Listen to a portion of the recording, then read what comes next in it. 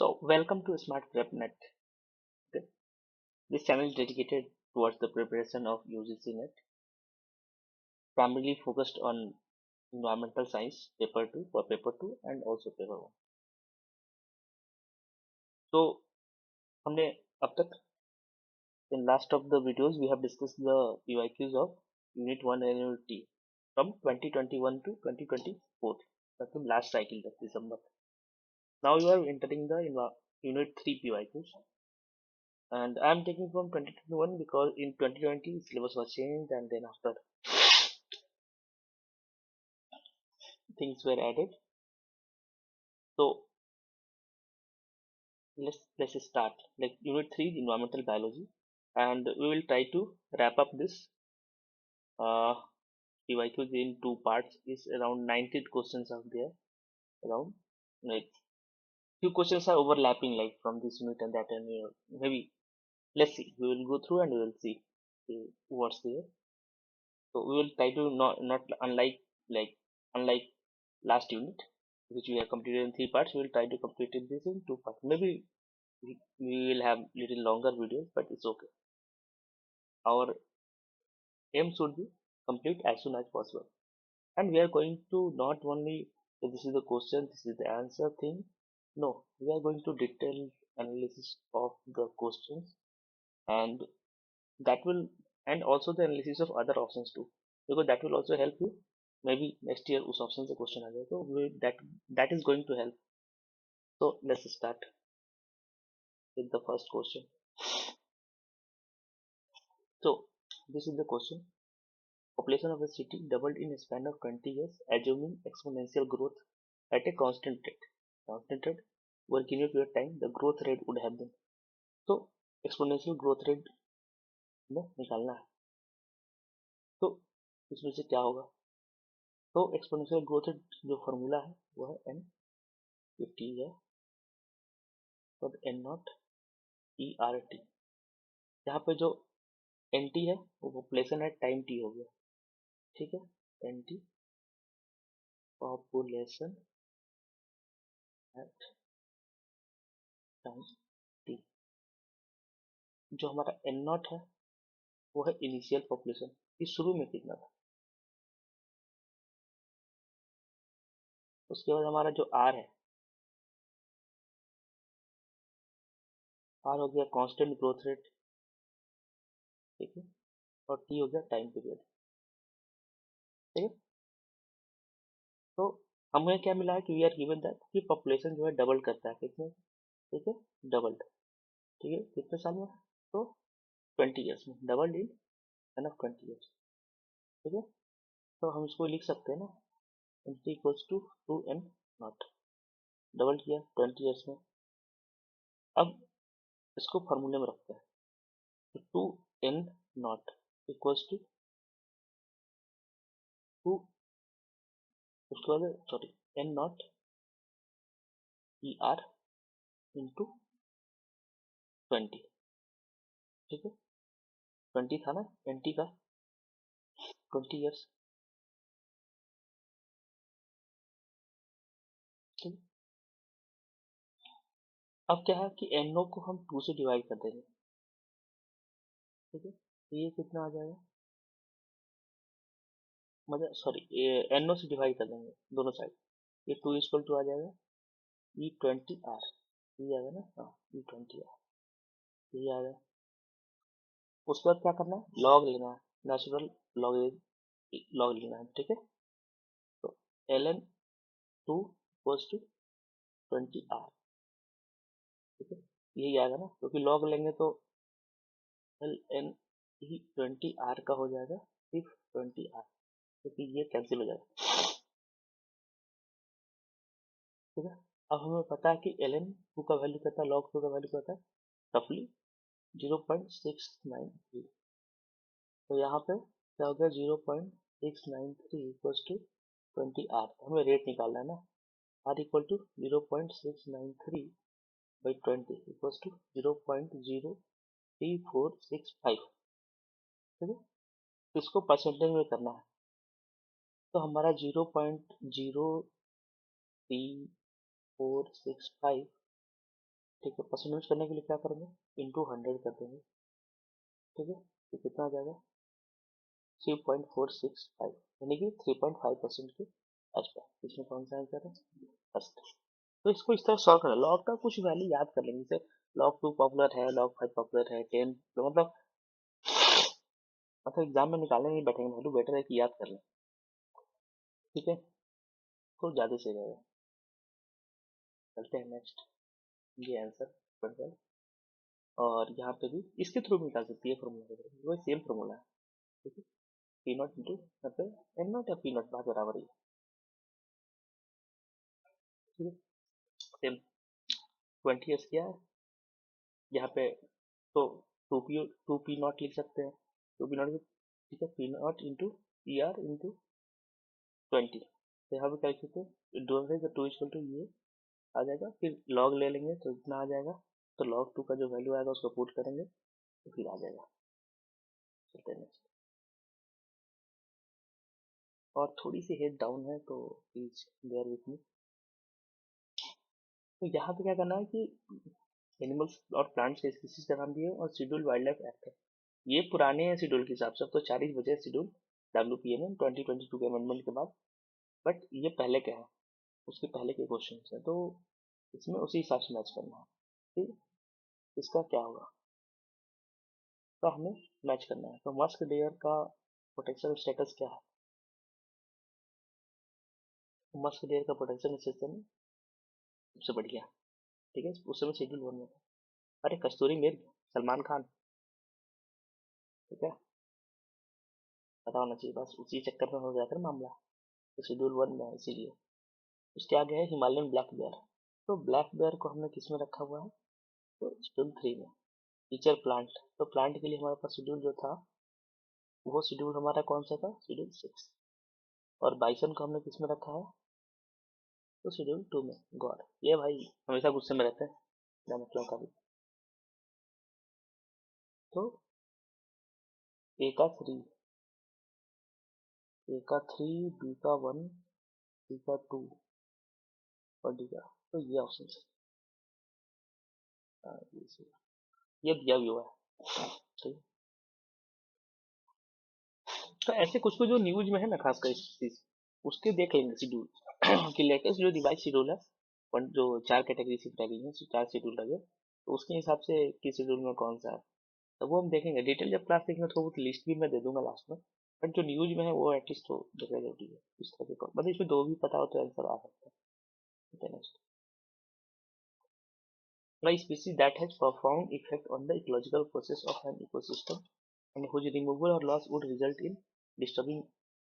अच्छा, एक स्पीसीज का उस इकोलॉजिकल प्रोसेस पे बहुत प्रोफाउंड इफेक्ट है, ठीक है, उस इकोसिस्टम के, उसका रिमूवल या फिर लॉस, या तो निकाल दिया जाए या वो फिर खत्म हो जाए, डिस्टर्बिंग कम्युनिटी स्ट्रक्चर ही पूरा डिस्टर्ब हो जाए, तो उसको क्या बोलेंगे, की स्टोरीज। तो फॉर्मूला ये तो उससे डेफिनेशन बेस्ड है। ठीक है, इनका पूरे की स्टेशन का पूरे इकोसिस्टम पे इम्पैक्ट होता है।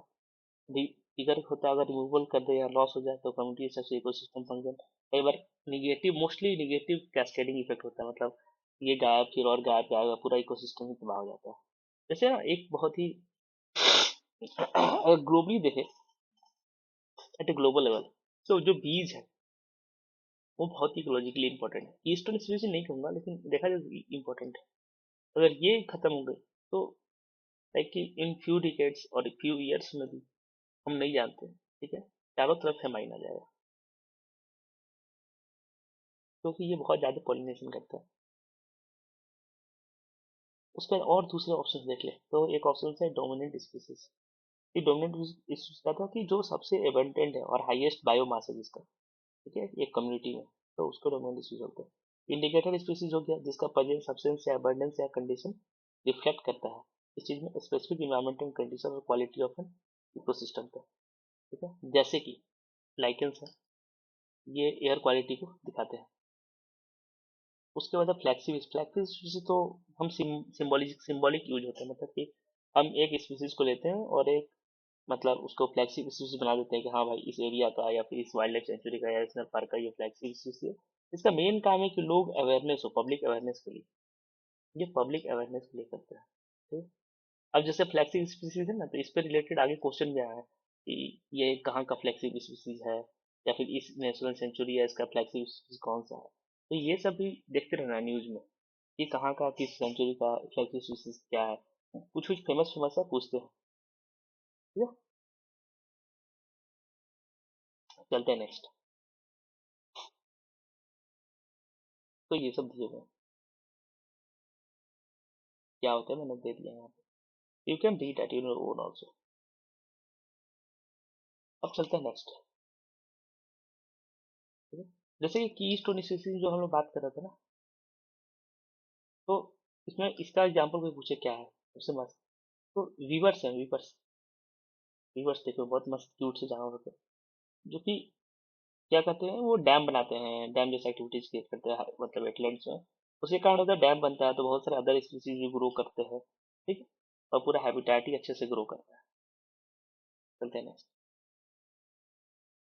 तो next question, the internal relationship between alpha beta and gamma diversity can be. तो ये तो सिंपल सा है ना, उनके बीच का।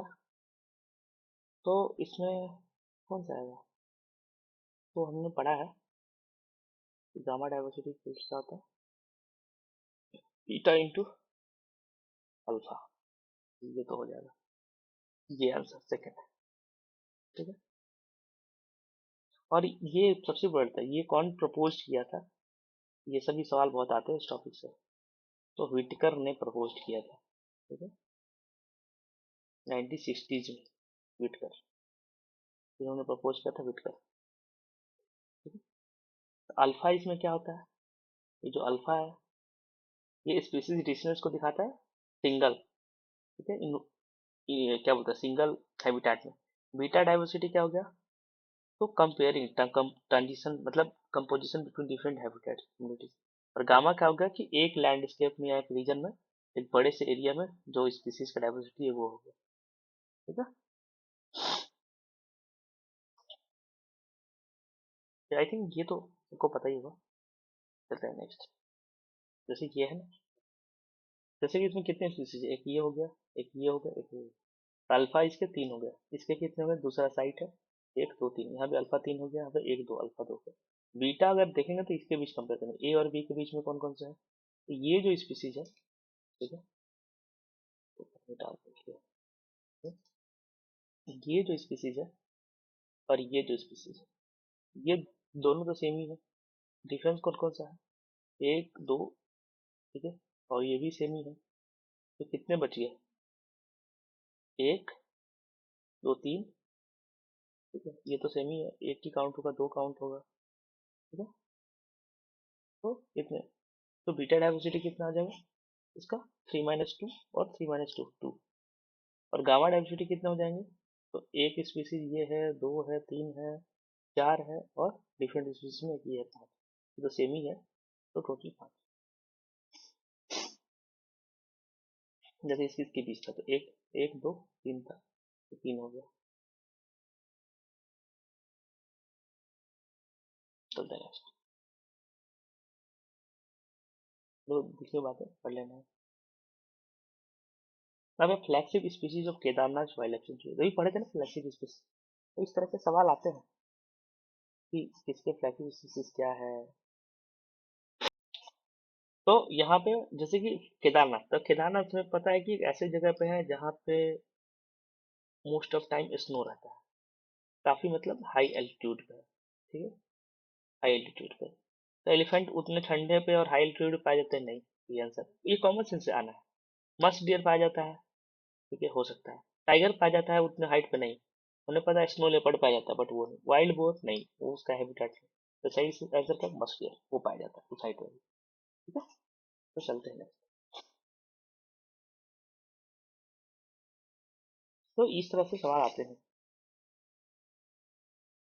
ये एक लिस्ट है मैंने दे दिया है ताकि लोग को आइडिया रहे कि जैसे कि पेरियार वाइल्ड लाइफ सेंचुरी का फ्लैगशिप स्पीसीज क्या इंडियन एलिफेंट है, दंदेली वाइल्ड लाइफ सेंचुरी का क्या ब्लैक पैंथर है, बंदीपुर का क्या बंगाल टाइगर एशिया एलिफेंट है, वेदा वेदांतंगल वेदांतंगल बर्ड सेंचुरी तमिलनाडु में उसका क्या है, स्पोर्ट विल्ड पेलिकन्स है, केवला देव का क्या है, घाना का साइबेरियन क्रेन है राजस्थान में। सर इसका वाइल्ड तो राजस्थान में बंगाल टाइगर है। ठीक है। रंगाना थीथु थिट्टू रंगाना थिट्टू बर्ड सेंचुरी जो है कर्नाटका में, उसका अभी पेलिकन है। भीतर कनिका वाइल्ड लाइफ सेंचुरी उसका सॉल्ट वाटर क्रोकोडाइल। इस तरह और भी है जो न्यूज में आते रहते हैं सर, इसलिए न्यूज पेपर पढ़ते रहना चाहिए। ठीक है। चलते हैं next। यहाँ पे क्या करना है, मैच द फॉलोइंग करना है, स्टेनो करना है, मतलब ये क्या है, तो यहाँ पे मैच द फॉलोइंग करना है कि कौन किससे मैच करेगा। ठीक है। तो स्टेनो थ्रोना मतलब जो थोड़ा हो इस होंगे, ये थ्रोना टोट्स आ जाएंगे। ठीक है। तो ए का 4, बी का 3। ठीक है।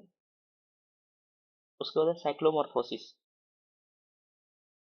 साइक्लोमॉर्फोसिस इसमें कौन आ जाएगा। साइक्लोमॉर्फोसिस मतलब क्या होता है, तो जो साइक्लिकल चेंज होता है या सीजनल चेंज होता है, ठीक है, फिनोटाइप में इस ऑर्गेनिज्म के सक्सेसिव जनरेशन में, तो मोस्टली मतलब एक्वाटिक में ही होता है। ये तो इसका एग्जांपल सबसे बढ़िया कौन सा, डैफनिया। डैफनिया जिसको वाटर फ्लीज भी बोलते हैं। ठीक है? तो सी का 1 इसमें आता है। अच्छा, A4 B3, अरे ये भी नहीं होगा, सॉरी, C1। तो ये ध्यान देना, तो ये इसका आंसर हो जाएगा 1। करते हैं। ये पूरा एग्जांपल दिया हुआ है यहाँ पे कि क्या होते हैं स्टेनोथर्मस, क्या होते हैं यूरीथर्मस, क्या होते हैं साइक्लोमॉर्फोसिस, क्या होता है सर्कुलर क्या सर्कुलर लूनर रिदम्स है, मतलब जो मून के हिसाब से चेंज होता है। ठीक है, लूनर के हिसाब से इनका रिप्रोडक्टिव बिहेवियर इन्फ्लुएंस होता है लूनर साइकिल के साथ। चलते हैं आगे। उसके बाद है टॉक्सिकोलॉजी से, eco toxicology study ED50 is. अब लोग सोचेंगे इन्वायरमेंटल बायोलॉजी में कहा गया, तो डोज दैट अफेक्ट्स 50% पॉपुलेशन और ऑब्जर्व सब्जेक्ट, मतलब ED50 क्या है। ED मतलब क्या होता है, ठीक है, कि ये मतलब इफेक्टिव डोज, ईडी मतलब इफेक्टिव डोज। ठीक है। ED50 क्या है, the effective dose 50 is a dose एक सब्सटेंस का दैट प्रोड्यूस्ड ए स्पेसिफाइड, ठीक है, इफेक्ट थेरेप्यूटिक या टॉक्सिक डिपेंडिंग अपॉन कॉन्टेक्स्ट। किस केस में ले रहे हैं कि टॉक्सिसिटी जानना है, थेरेप्यूटिक जानना है। ठीक है। At least in 50% of test population under studies. ठीक है। और ये क्या है, ये मोस्टली मेजर करने के यूज करते हैं ऐसे सब्सटेंस का जिसका कि पोटेंशियल नॉन लीथल इफेक्ट है। ठीक है। तो the dose that affect 50% of population, तो 50%, 95-25 नहीं 50%, इसका आंसर क्या है फर्स्ट। इसी की तरह क्या होता है, LD50 होता है। ठीक है। लीथल डोज 50 मतलब कि 50% जो टेस्ट पॉपुलेशन है उसके अगर लोग मर जाए, मतलब कि हाँ इसका वो है। उसका देखिए इसी की तरह होता है टॉक्सिक TD50, मतलब कि एक ऐसा डोज जितना चाहिए required to produce a specific toxic effect other than death, ठीक है, इन 50% ऑफ टेस्ट पॉपुलेशन, उसका क्या बोलते हैं टॉक्सिक डोज। और जो ED50 है, अगर इसका ED50 किसी भी सब्सटेंस का, ठीक है, अगर जितना लो है मतलब वो उतना ही ज्यादा पोटेंट है। ठीक है। ऐसी LD50 जिसका कम है, मतलब कि थोड़े से में ही वो 50% पॉपुलेशन डेथ हो जा रहा है थोड़े से ही डोज में, तो मतलब इसका बहुत ज्यादा ये क्या टॉक्सिक है। इसी तरह ये बहुत ज्यादा पोटेंट है, थोड़े से ही इसके डोज में 80% पॉपुलेशन को इफेक्ट आ जा रहा है। ठीक है? चलते रहे। ये ED50 का और TD का LD का सबका एक कर्व है।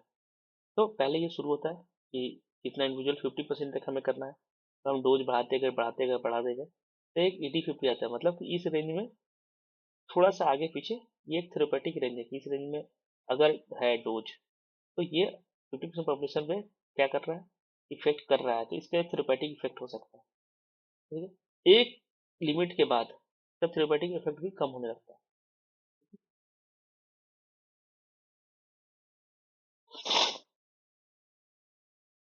चलते नेक्स्ट।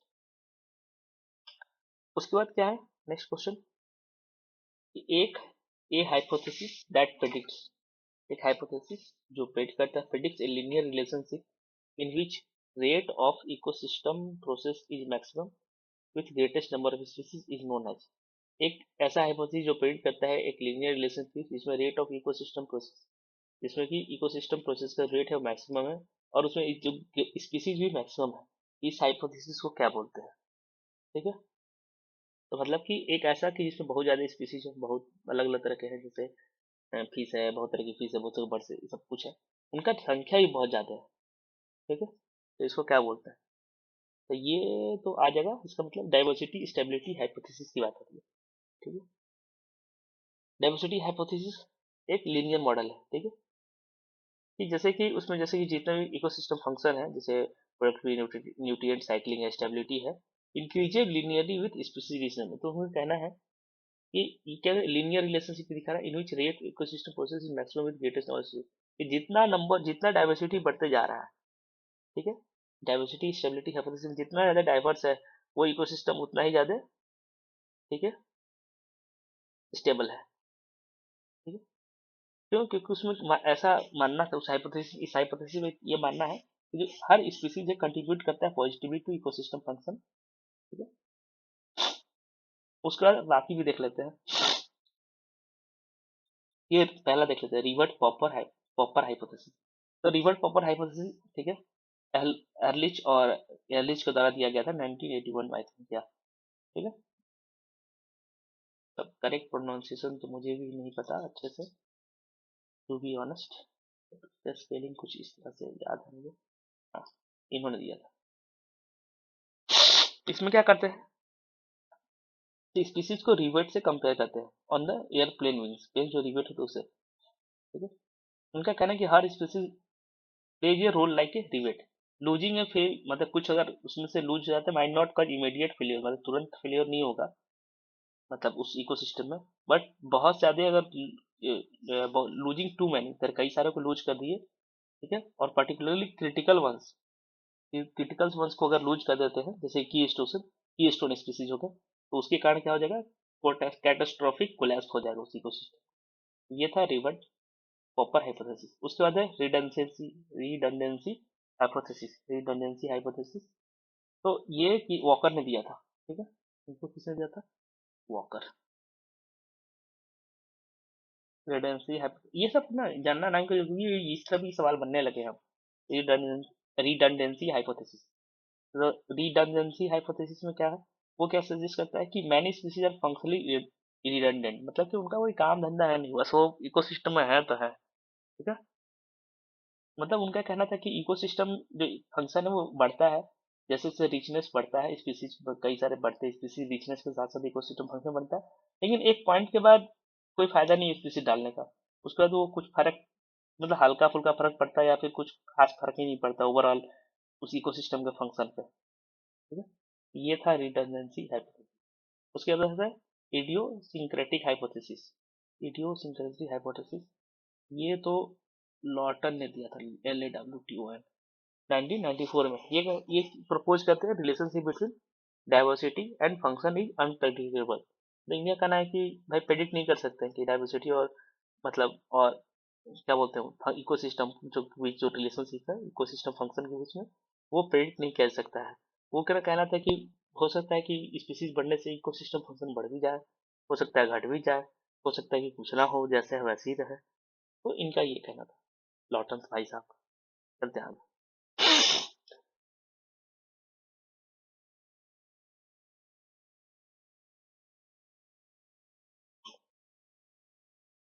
तो ये सब डिटेल्स दिए हैं। उसके बाद क्या, feature the following not A phase of secondary solution, कौन सा नहीं है? ठीक है, इसमें पूछा है कि इसमें से कौन सा नहीं है सक्सेसिव। इसका सही आंसर है invasion.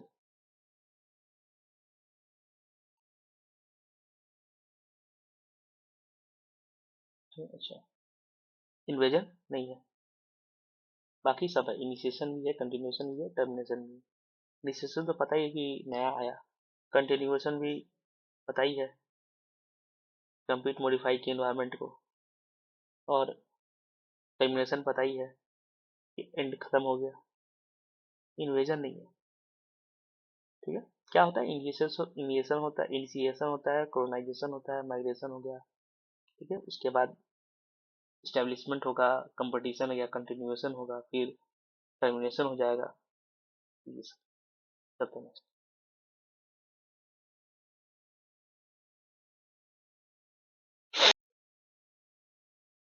concept of R and K selection was originally given by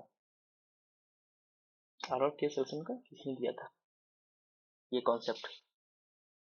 तो इसका सबको पता होना चाहिए कि आंसर ये तो एकदम टेक्स्ट बुक आंसर है, मैकआर्थर और विल्सन 1967 में। तो इस तरह का क्वेश्चन आता है।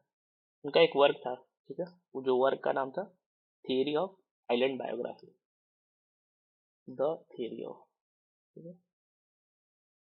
एक काम था इनका जिसका नाम था, टाइटल था उस काम का बायो बायोजियोग्राफी था ना, हाँ बायोजियोग्राफी। तो इन्होंने काफी अच्छा काम किया हुआ उस पर, बायोजियोग्राफी।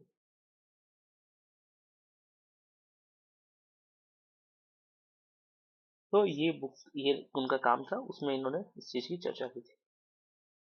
अब आर और के सिलेक्टिव स्पीसीज तो पता ही होगा। आर सिलेक्टिव स्पीसीज वो होते हैं जो अनस्टेबल इन्वायरमेंट में थ्राइव करते हैं, ठीक है, हाई ग्रोथ रेट होता है, रैपिड डेवलपमेंट होता है, अर्ली रिप्रोडक्शन होता है, बहुत सारे ऑफस्प्रिंग होते हैं, आयु मतलब लाइफ कम होता है। और के सिलेक्टेड स्पीसीज का तो स्टेबल इन्वायरमेंट में होता है, मतलब जो कैरिंग कैपेसिटी के आसपास इन्वायरमेंट होता है, उनका स्लो डेवलपमेंट होता है, डिले रिप्रोडक्शन होता है, लार्ज ऑफस्प्रिंग होते हैं, जैसे एलिफेंट हो गया, वेल्स हो गया, बड़े बड़े पेड़ हो गए, लार्ज ट्रीज। इधर बात ग्राइंड का, ठीक है। तो ग्राइंड ने क्या दिया था, तो ग्राइंड ने एक ट्रायंगुलर मॉडल दिया था CSR का, ठीक है, प्लांट स्ट्रेटेजी के based on competitor, based on P से कंपटीटर्स, स्ट्रेस टॉलरेटर्स और R से रूडेलर्स, ठीक है। इस आधार पर इन्होंने ट्रायंगुलर हाइपोथेसिस मॉडल दिया था। तो ये बाद में पूछते हैं, एक दो साल बाद ये आया हुआ है इस मॉडल के बारे में, इसीलिए पीवाई को इस तरह से पढ़ना जरूरी है। मोल्स ने क्या किया था, तो मोल्स ने तो किताब बस लिखा था, इन्होंने कुछ खास कंट्रीब्यूशन नहीं दिया था। इनकी किताब है इकोलॉजी कॉन्सेप्ट्स पे। और मायर मायर ने क्या किया था, तो ये भी मतलब काफी इन्फ्लुएंशियल इवोल्यूशनरी बायोलॉजिस्ट थे, ठीक है। बायोलॉजिकल स्पीसीज और कॉन्सेप्ट स्पीसीजन पे इनका काम है, बट ठीक है, ये ओरिजिनेटर नहीं है आर एंड के सिलेक्शन के। करते हैं नेक्स्ट।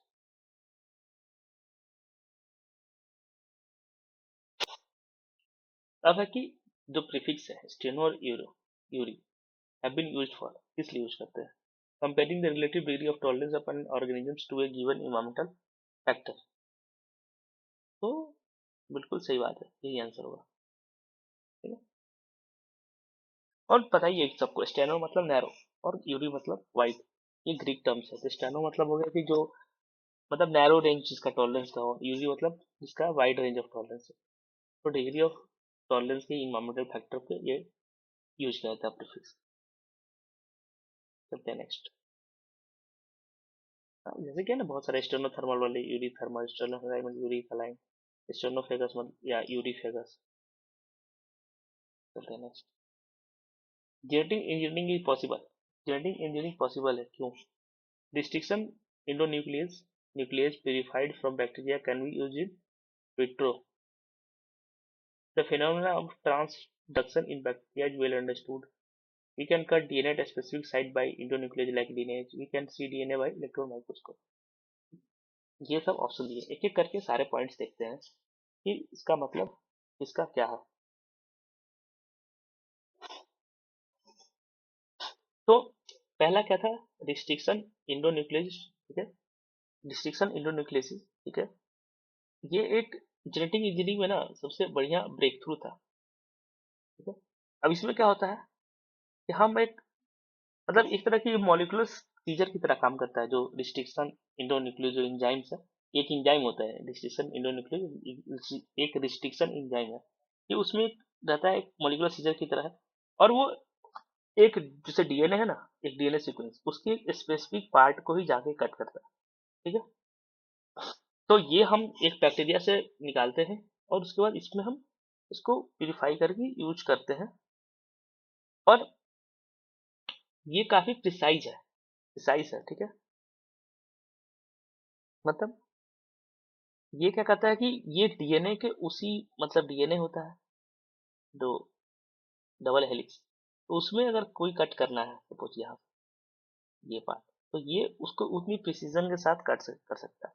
इसी पे जो हमारी जो टेक्नोलॉजी है ना क्रिस्पर, वो बेस्ट है। ये और ये क्वेश्चन ना आया था जब उसके अराउंड, जहाँ तक मुझे याद है कि इसी के लिए नोबेल प्राइज मिला था उस समय, मुझे जब क्वेश्चन आया था 2021 22 में, सॉरी 2022 में, हाँ तो 2021 में या 20 में मिला था क्रिस्पर को, तो उसी से रिलेटेड ये क्वेश्चन है, बट फिर भी ठीक है। उसके बाद दूसरा ये हो गया। दूसरा क्या है, ट्रांसडक्शन है इन बैक्टीरिया।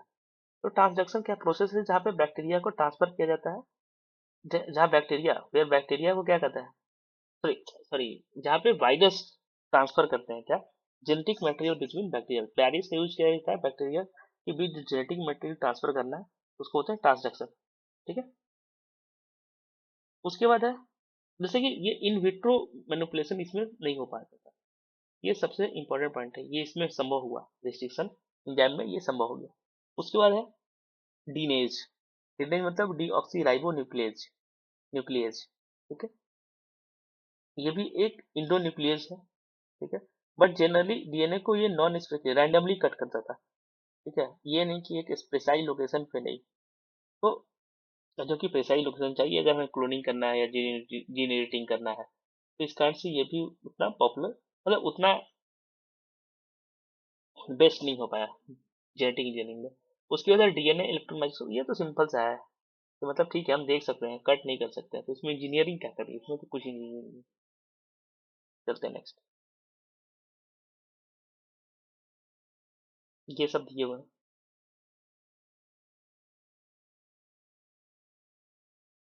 नेक्स्ट।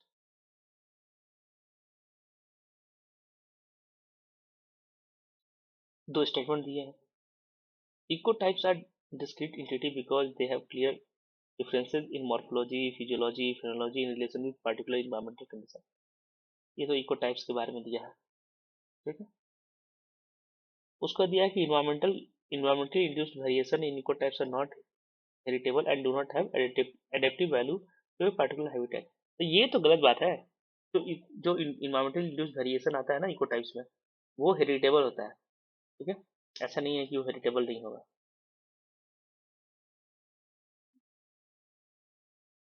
तो इसमें क्या ऑप्शन आ जाएगा, statement 1:2 but statement is false. ये इको टाइप्स में दिया हुआ था। ठीक है। तो मतलब इको टाइप्स क्या है, इको टाइप्स भी जानना जरूरी है कि ये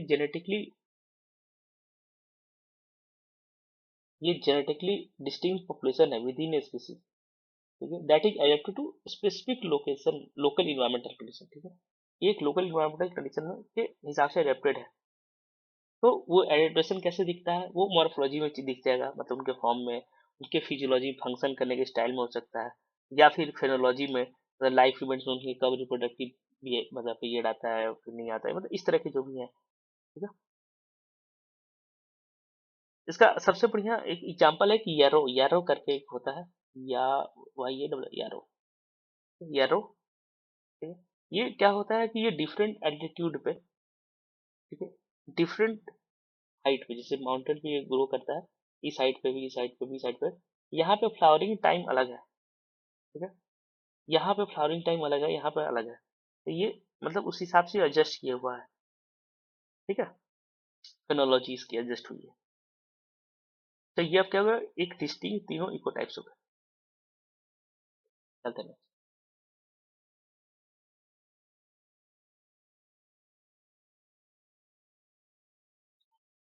उसके बाद इंडिविजुअल प्लांट पॉपुलेशन है फॉलोइंग ग्रुप कैरेक्टरिस्टिक्स। अच्छा, ग्रुप कैरेक्टरिस्टिक्स की बात कीजिए पॉपुलेशन में। ठीक है।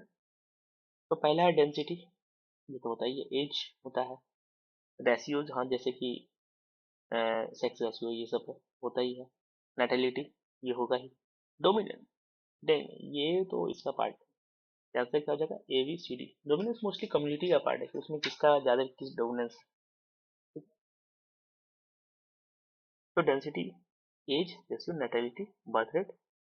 इसके अलावा क्या होता है, तो अगर डेथ है तो मोर्टेलिटी भी तो कैरेक्टरिस्टिक होगा, मोर्टालिटी। अगर मोर्टालिटी है, फिर ग्रोथ रेट है,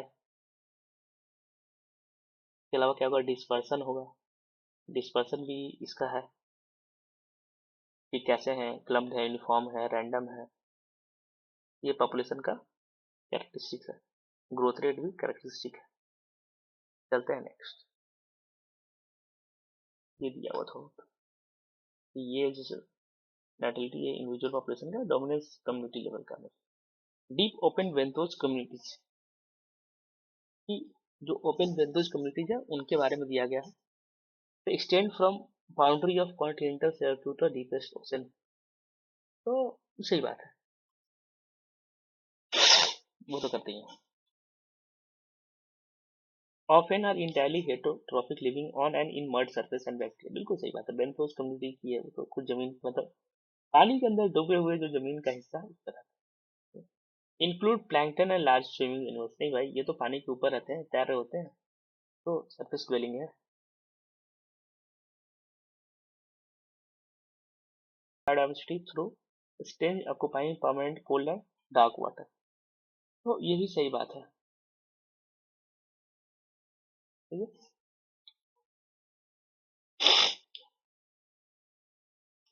क्योंकि यहाँ पे भी ना बहुत सारे स्पीसीज अब रिसर्च में पाए गए हैं, मतलब तो बहुत पहले से जानते हैं कि मतलब रिसर्च में है कि उस एरिया में जो कोल्ड और डार्क वाटर्स है वहाँ पे जहाँ पे लाइट भी नहीं पहुँच पा रहा है, वहाँ भी इनका एक पूरा मस्त इकोसिस्टम है, अलग तरह का उसमें स्पीसीज है, यूनिकली एडेप्टेड है, मतलब एक स्ट्रेंज लाइफ है, बट है। ठीक है? ऐसा नहीं है कि रिच बायोडाइवर्सिटी है। उसका क्या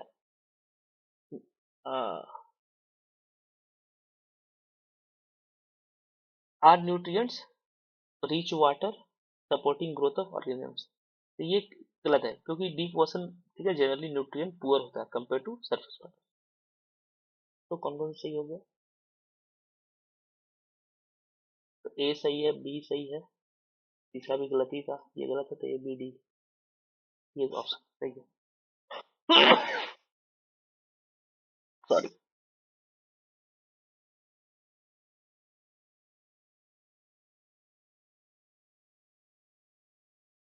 उसके बाद ये इसने कौन सी थ्योरी दी थी, इससे हमें मैच करना है। बस स्टार्ट।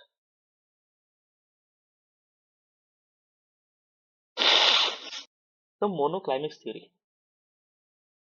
पहला क्या है? मोनोक्लाइमेक्स थ्योरी।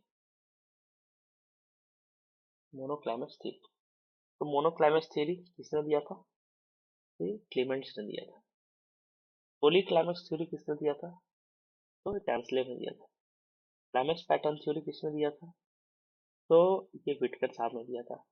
और साइक्लिकल क्लाइमेक्स थ्योरी किसने दिया था? तो वाट साहब ने दिया। तो A4 B3 C2 D1, ये सही है। अब ये सब मोनोक्लाइमेक्स थ्योरी था, ठीक है, तो ये भी जान लेना है कि इसमें होता क्या है। ऐसा देख लें, हाँ ये सही है। तो मोनोक्लाइमेक्स थ्योरी है, क्लेमेंट ने दिया था, क्लेमेंट ने। इसमें क्या होता है कि इसने बोला था कि इन्होंने बोला था कि प्रपोज किया था कि any given region there is only one potential stable climax community. ठीक है, और वो डिपेंड करेगा उस रीजनल क्लाइमेट को, वहाँ के रीजनल क्लाइमेट के आधार पर कि सिर्फ एक ही पोटेंशियल स्टेबल क्लाइमेक्स कम्युनिटी होगा। उसके बाद पोलिस क्लाइमेक्स थ्योरी, मतलब सेम टैंसले का था, इन्होंने जस्ट इसके अगेंस्ट बोला था कि नहीं नहीं नहीं, ऐसा कुछ नहीं है। ठीक है, ये मोनोक्लाइमेक्स के अगेंस्ट उन्होंने किया था पोली क्लाइमेक्स थ्योरी, टैंसले साहब ने। इन्होंने कहा कि नहीं नहीं, ऐसा बिल्कुल नहीं है। उन्होंने बोला कि लोकल फैक्टर्स जैसे सॉइल, टोपोग्राफी या फायर है, उनके कारण lead to multiple different stable climate communities हो सकते हैं within same climatic region. इनका कारण था कि एक ही तरह का होगा कम्युनिटी, क्लाइमेट कम्युनिटी। इनका कहना था कि कई तरह का होगा। क्लाइमेट शामिल करना था एक तरह का, कई तरह का। तो क्लाइमेक्स ये पोली क्लाइमेक्स हुए। तो क्लाइमेक्स पैटर्न थी, स्टीव हिटकर साहब ने दिया था। तो उन्होंने कहा था community, climax community not as a discrete types but as a continuum of population varying along environmental gradients. उन्होंने कहा था कि उनको एक डिस्क्रीट टाइप्स नहीं माना।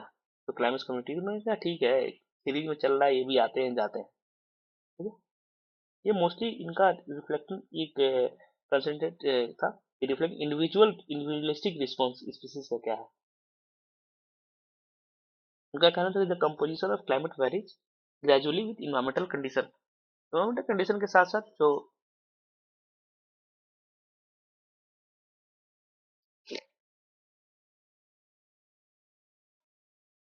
क्लाइमेक्स पैटर्न थ्योरी है, उसका क्लाइमेक्स साइक्लिकल क्लाइमेक्स थ्योरी। तो ये तो वॉट ने दिया था, लेजेंडर वॉट।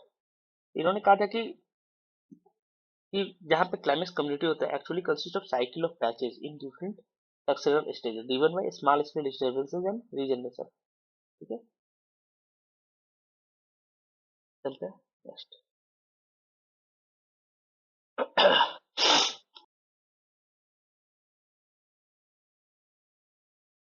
अच्छा ये क्या सवाल, अरे ये तो इसका गलत से यहाँ पे ऐड हो गया, बट इसको स्किप करते हैं इसको।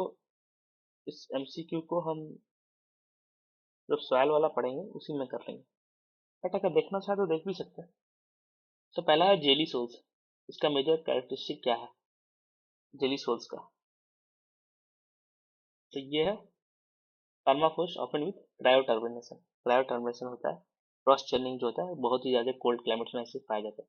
उसके बाद वर्टिसोल्स हो गए, आई छूट गया, वर्टिसोल्स। तो वर्टिसोल्स का हाई स्वेलिंग ग्लेज है, deep cracks when soil is dry.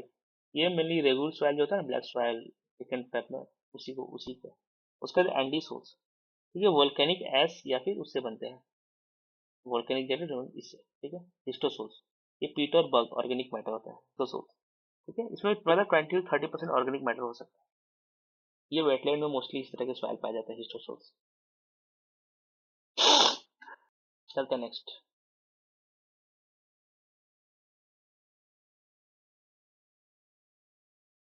सामने ये रहा, मैच करना है। ठीक है, इनको ऐसे। तो पोंग डैम का दिया हुआ है कि पोंग डैम में हरिके लेक है, कोलिन लेक है, पॉइंट कलीमर कहाँ? तो पॉइंट कलीमर तमिलनाडु में है। ठीक है, ये ट्रॉपिकल ड्राई एवरग्रीन फॉरेस्ट का मतलब, ट्रॉपिकल ड्राई मोस्टली, ट्रॉपिकल जो फॉरेस्ट है मोस्टली एवरग्रीन फॉरेस्ट है, वो वेट है। ड्राई एवरग्रीन के कुछ कुछ पैचेज हैं, तो एक पैचेज पॉइंट के अंदर में भी पाया जाता है। ठीक है, काफी इंपॉर्टेंट है। उसके बाद है कोलेरू लेक, तो ये कहाँ पे? आंध्र प्रदेश में, कृष्णा और गोदावरी डेल्टा के बीच में है। उसके बाद है हरिके लेक, तो ये तो पंजाब में है। ठीक है, ये ब्यास और सतलज रिवर के कॉन्फ्लुएंस पे है। और उसके बाद पोंग डैम लेक है, तो ये तो हिमाचल प्रदेश में है। तो महाराणा प्रताप सागर डैम भी बोलते हैं। ठीक है,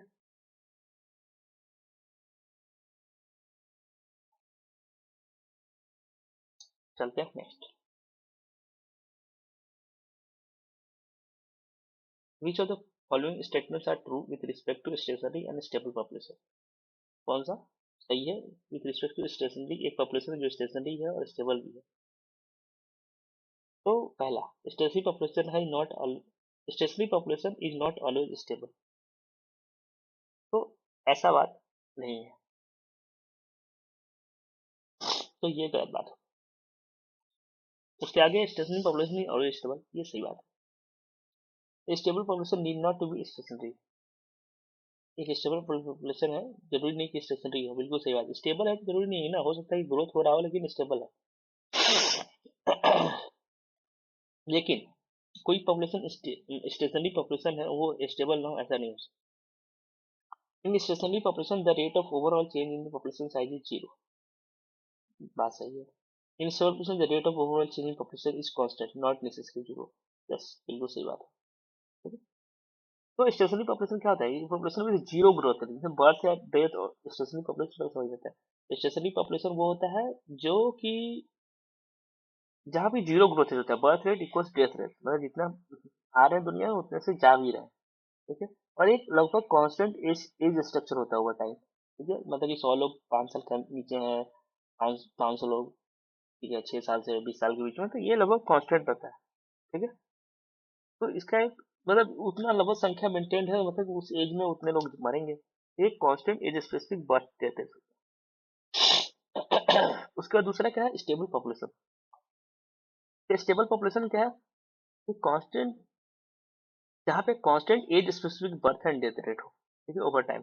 उसके कारण क्या होता है कि एक कांस्टेंट एज स्ट्रक्चर बन जाता है, और उसके बाद एक कांस्टेंट ओवरऑल पॉपुलेशन ग्रोथ रहता है। जरूरी नहीं कि पॉपुलेशन ग्रोथ पॉजिटिव भी होगा, निगेटिव भी हो सकता है, पॉजिटिव भी हो सकता है ना भी हो रहा हो ग्रोथ। तो ये चीज है। हमारा आंसर कैसे होगा? BCD।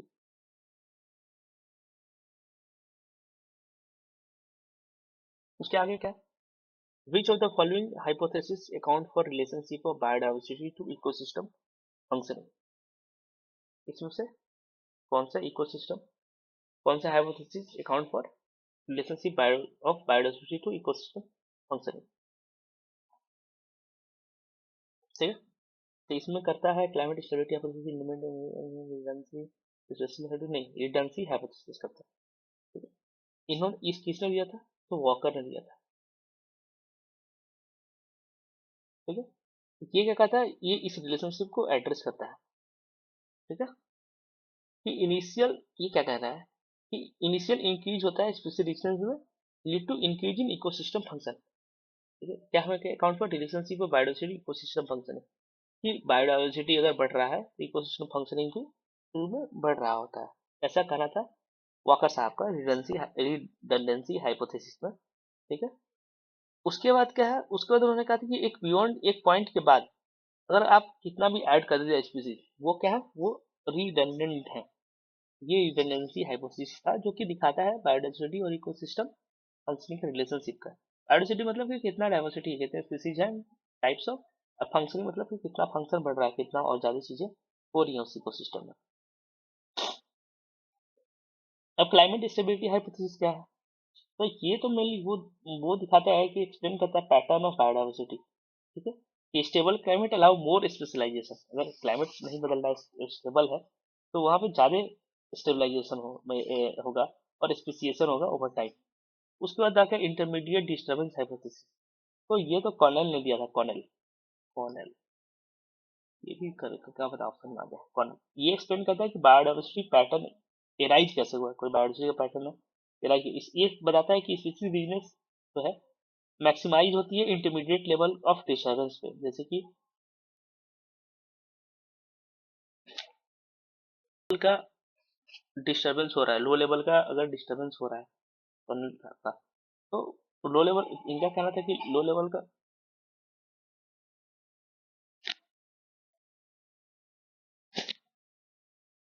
डिस्टर्बेंस हो रहा है, ठीक है। तो लो लेवल के डिस्टर्बेंस के कारण क्या होता है कि कॉम्पिटिटिव एक्सक्लूजन हो जाता है, कि कंपटीशन बढ़ जाता है इसमें।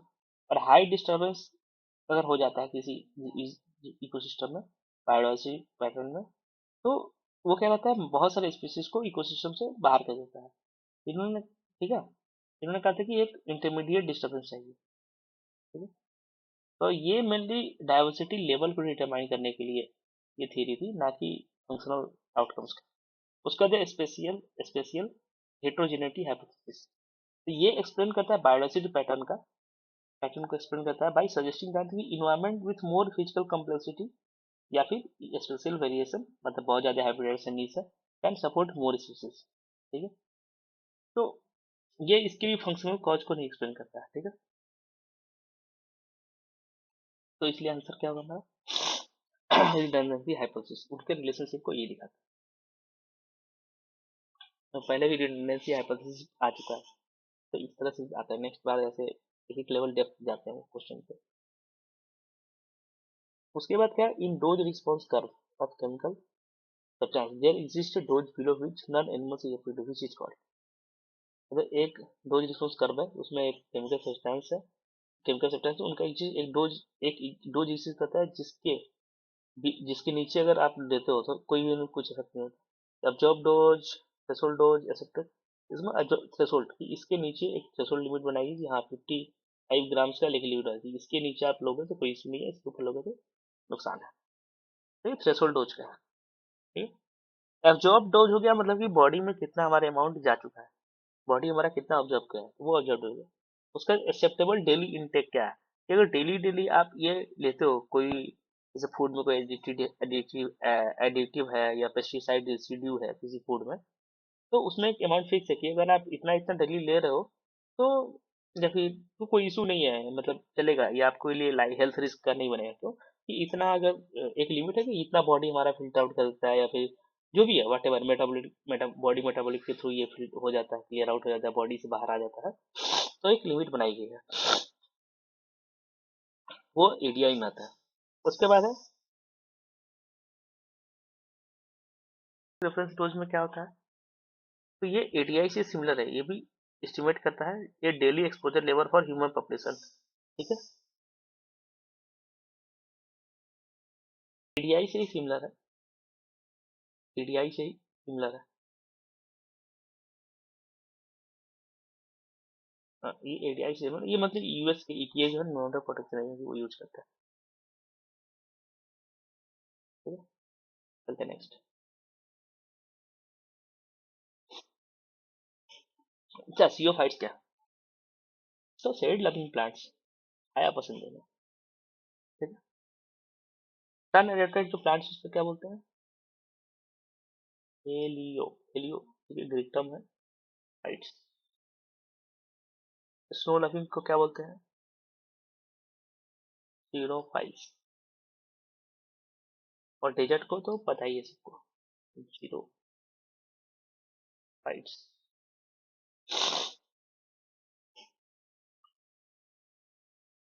ठीक है। तो ये शेड वाले हैं ना जो मतलब ट्रॉपिकल, मोस्टली ये ट्रॉपिकल फॉरेस्ट वाले रीजन में जो होता है ना,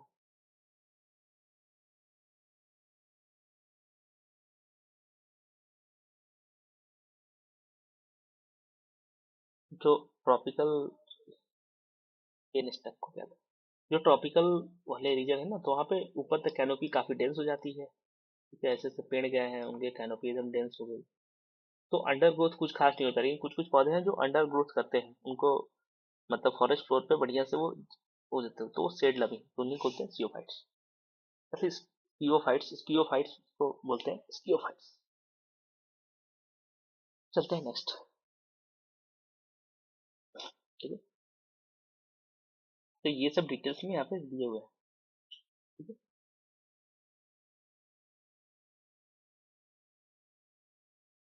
तो shades adaptive plant that have evolved adaptations to survive in low light, such as thinner, larger thinner leaves होता है कि मैक्सिमम हाई क्लोरोफिल कंटेंट होता है, ठीक है। लोअर लाइट कंपनसेशन पॉइंट होता है, लोअर रेस्पिरेशन रेट होता है, स्पेसिफिकली फ्रेगमेंट होता है, इनहेंस, ये सब है चीजें। चलते हैं नेक्स्ट।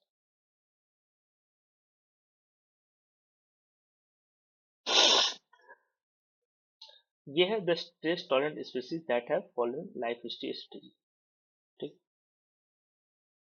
इसमें है पूछा है कि the stress tolerant species shall have the following life history, मतलब स्ट्रेस टॉलरेंट स्पीसीज में क्या क्या होना चाहिए। तो पहला है कि डेंस कैनोपी ना,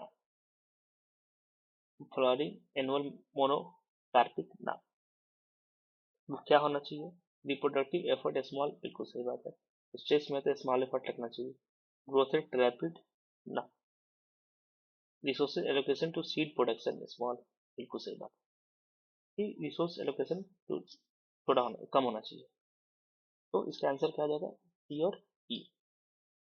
बाकी क्या है, सूट मॉर्फोलॉजी डेंस कर्व, तो ये ना उस पे जो ग्राइम्स का हम पढ़े थे ना equation, grams P S R, ठीक है, जो ट्रायंगुलर मॉडल उसी पे बेस्ड है, ये क्वेश्चन इसी पे बेस्ड है, सी एस आर पे बेस्ड है, ठीक है। कंप्यूटर स्ट्रेस टॉलरेटर्स और जूडलर्स, जूडलर्स क्या होते हैं, जो थ्राइव करते हैं लो स्ट्रेस हाई डिस्टर्बेंस इन्वायरमेंट में, जैसे वीड हो गया ये सब, तो ये सी एस पे है।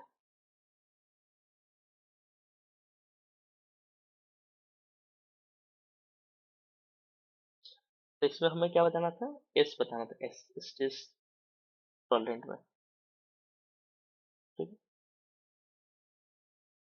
तो जो डेंस कैनोपी है वो मोस्टली किसका होता है, ये होता है कंपटीटर्स का, एनुअल मोनोकार्पिक फ्लावर्स है तो ये जूडेलर्स का है, ठीक है। जो स्ट्रेस टॉलरेटर्स होते हैं वो लॉन्ग लिव्ड पेरिनियल्स है, तो ये तो होगा नहीं एनुअल मोनोकार्प।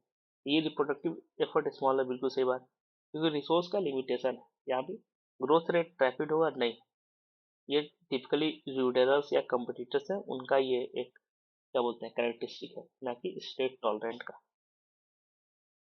पढ़ेगा ना, तो ये ग्राम्स के उसी से क्वेश्चन आता है, ये सारे टाइम से, तो ये बाद में आया, पहले पूछा ग्राम्स के फिर जाता है वो अभी ऑप्शन में था वो, और अब यहाँ पे इस तरह से सवाल था, इसलिए जरूरी है कि ये इंपॉर्टेंट से इसका ऑप्शन को भी अच्छे से एनालिसिस करें, क्योंकि हो सकता है आपके समय क्वेश्चन वहीं से बने।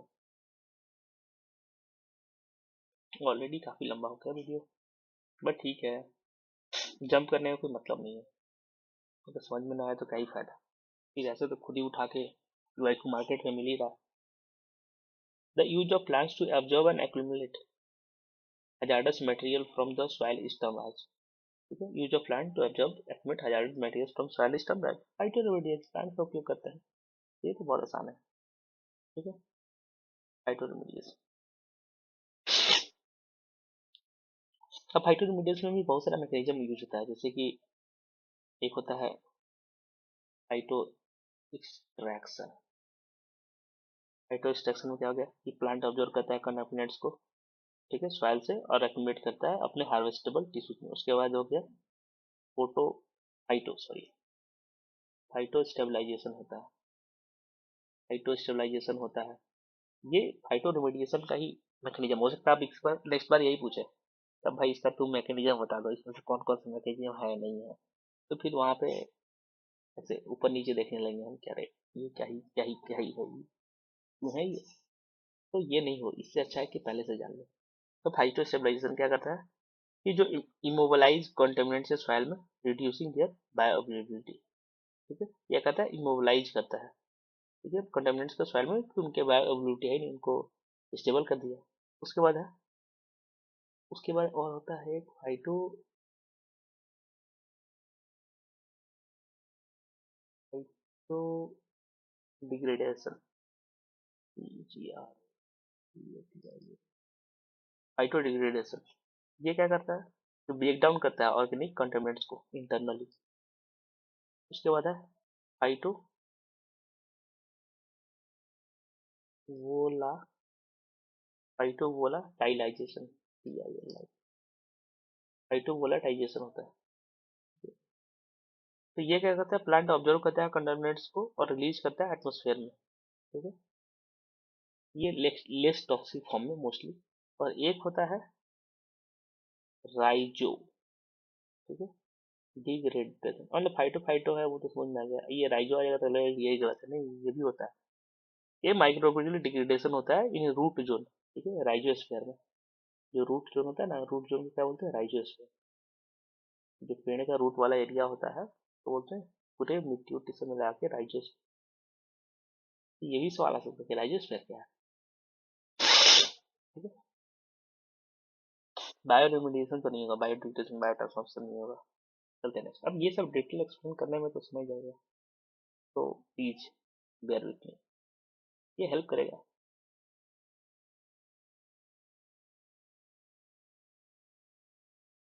So like different species resembles in ecological features but form similar looking vegetation in widely separated geographical regions by assuming similar life forms under the influence of extreme climatic conditions known as, ये different species है, ठीक है, resembles in ecological feature but form similar looking vegetation, separated geographical region में, अलग अलग geographical region में बनाते हैं similar looking vegetation, और assuming similar life forms under influence of extreme climate condition, extreme climatic condition के influence में ये सब करते हैं, तो इसको हम क्या कहेंगे, तो इसको क्या कहते हैं इस चीज को, इसको कहेंगे इंडेमिक, नहीं स्पीसीज नहीं कहेंगे, तो फिर कन्वर्जेंसेस, कन्वर्जेंस, ठीक है, ठीक है, जो कन्वर्जेंट इवोल्यूशन होता है ना, उसके कारण से सिमिलर लाइफ फॉर्म्स होते हैं, तो कन्वर्जेंसेस होगा, जैसे कि कन्वर्जेंट कन्वर्जेंसेस क्या होते हैं, वो कन्वर्जेंट इवोल्यूशन बोल सकते हैं। तो ये एक इंडिपेंडेंट इवोल्यूशन है सिमिलर फीचर और लाइफ फॉर्म्स स्पीसीज में, ठीक है, of different region usually adapted to similar environmental ecological needs, ठीक है। अब इसका सबसे बड़ा एग्जांपल क्या होगा कि जो सक्लेंट फॉर्म होता है ना डेजर्ट्स में, सक्लेंट, तो वहां पे हो सकता है दूसरा स्पीसीज जो सक्लेंट का साउथ अमेरिका में, अपने यहाँ एशिया में कुछ और है, बट उनके में एक खास बात होती है, जो कि सक्लेंट हर जगह बनते हैं, चाहे वहां हो चाहे यहाँ हो, ठीक है, जैसे कि स्क्लेरोफिलस श्रब्स होते हैं, तो मेडिटेरियन क्लाइमेट्स में होते हैं, ठीक है, वो स्पीसीज से मतलब नहीं है, लेकिन हो सकता है यहाँ पे दूसरा स्पीसीज हो वहाँ दूसरा, लेकिन उसके में जो फीचर है, ऐसी सक्लेंट है, सक्लेंट यहाँ पे किसी और species को, अमेरिका में किसी और स्पीसीज को हो, लेकिन वो सक्लेंट है क्योंकि सेम उस क्लाइमेटिक इन्वायरमेंट में, अब क्लाइमेटिक कंडीशन वहाँ के डेजर्ट में यहाँ के डेजर्ट का सेम सेम है ऑलमोस्ट, ठीक है, लेकिन वहाँ अलग स्पीसीज है, यहाँ अलग स्पीसीज है, फिर भी उनके में सक्लेंट फॉर्म हुआ है, मतलब कि एक ऐसी इन्वायरमेंटल कंडीशन में या इकोलॉजिकल नीश में, ठीक है, एडेप्टेशन में सर्वाइवल के लिए जो हो सकता है जो स्पीसीज है वो इवॉल्व हो जाए, ठीक है, सिमिलर, ठीक है, फीचर्स के साथ। तो इसको बोलते हैं कन्वर्जेंस। वही बात यहाँ ऊपर लिखी है कि species resembles in ecological feature but form similar looking region. मतलब रिजेंबल करते हैं, different species resemble ecological features but form similar looking, एक ही तरह का दिखने वाले, वाइडली मतलब जियोग्राफिकल रीजन अलग अलग है, by assuming similar life form, मतलब under influence of extreme climatic condition. तो डेजर्ट क्या है? Extreme climatic condition. तो हमें पता है कि ये एक फिक्स्ड जियोग्राफिकल रीजन में, ठीक है, जियोग्राफिकल लोकेशन में स्पेसिफिक वो अगर स्पीसीज पाया जाता है और कहीं नहीं, तो ये तो एंडेमिक हो गया। स्पेसिएशन पता है इवोल्यूशनरी प्रोसेस से कि न्यू बायोलॉजिकल स्पीसीज राइज होता है। और एडेप्टिव रेडिएशन पता ही है कि ये डाइवर्सिफिकेशन ऑफ ग्रुप है, ठीक है, into different forms filling different ecological needs को, ठीक है। मतलब कि एक कॉमन एंसेस्टर है, ठीक है, उनकी पॉपुलेशन बढ़ती गई या फिर जो भी हुआ, या फिर उनका एक एक एक साथी छूट गया कहीं और चला गया एक साथी, ठीक है। एंसेस्टर कॉमन था, लेकिन अब क्या है कि वहां पे वैसा है नहीं इन्वायरमेंटल कंडीशन, ठीक है। तो वो उस नीश में, उस इकोलॉजिकल नीश के हिसाब से उनके जो स्पीसीज है, नेक्स्ट जो जनरेशन है, उसके अंदर स्लोली स्लोली चेंजेज आ गए। तो क्या हो गया कि वो डाइवर्सिफाई हो गए, मतलब वन एक एंसेस्टर थे, ठीक है, उसके कारण क्या हुआ, डिफरेंट नीश वाले स्पीसीज बन गए। इसका सबसे बढ़िया एग्जांपल है डार्विन का, जो Darwin princess example adaptive radiation का, कि वक्त के साथ उन्होंने अपने आप को डाइवर्सिफाई कर लिया फीडिंग नीसेस में। कि हाँ भाई हम फल खाएंगे, तो फल खाने वाले हो गए। फिर उन्होंने कहा फिंचेज में कुछ हमने, हमें बीज खाना है तो बीज खाने वाला हो गया। कुछ ने कहा हमें टॉप पे रहना है, कुछ ने कहा हमें मिडिल में रहना है, कुछ ने कहा बॉटम में रहना है। तो अब यो एक तरह से इसमें चेंजेस आ गए, ठीक है, डाइवर्सिफाई हो गई। अब इसमें जो पैदा हो रहा है उसको पता है किधर ही रहना है, इसका ये फिक्स है। ये रिसोर्स पार्टीशनिंग पार्टीशनिंग का भी एग्जांपल है, एडब्ल्यूटीएशन या रिसोर्स पार्टीशनिंग बोलते हैं। चलते हैं नेक्स्ट।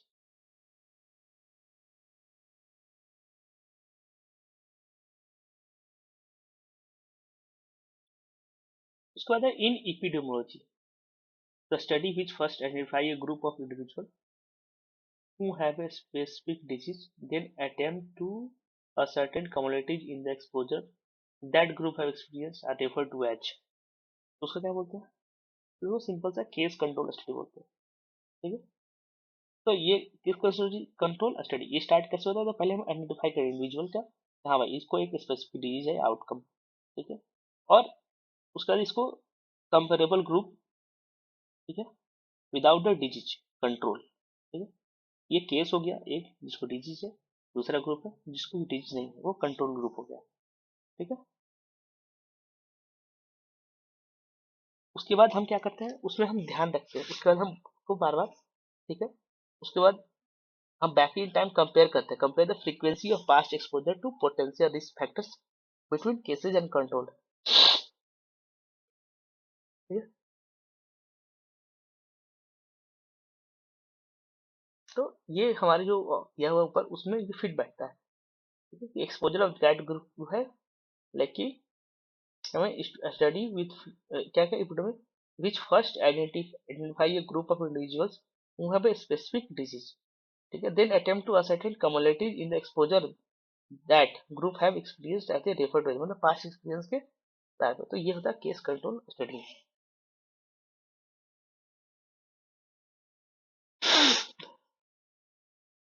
टॉक्सिकोलॉजी स्टडी हो गया, ठीक है। उसके बाद कोरिलेशन स्टडीज हो गया, टॉक्सिकोलॉजी स्टडी हो गया, कोरिलेशन स्टडी, कोहर्ट स्टडी हो गया। तो टॉक्सिकोलॉजी में हो गया कि वो कंट्रोल्ड एक्सपेरिमेंट करते हैं कि एडवर्स इफेक्ट क्या पड़ेगा केमिकल सब्सटेंस से, डोज रिस्पॉन्स वाला हो गया।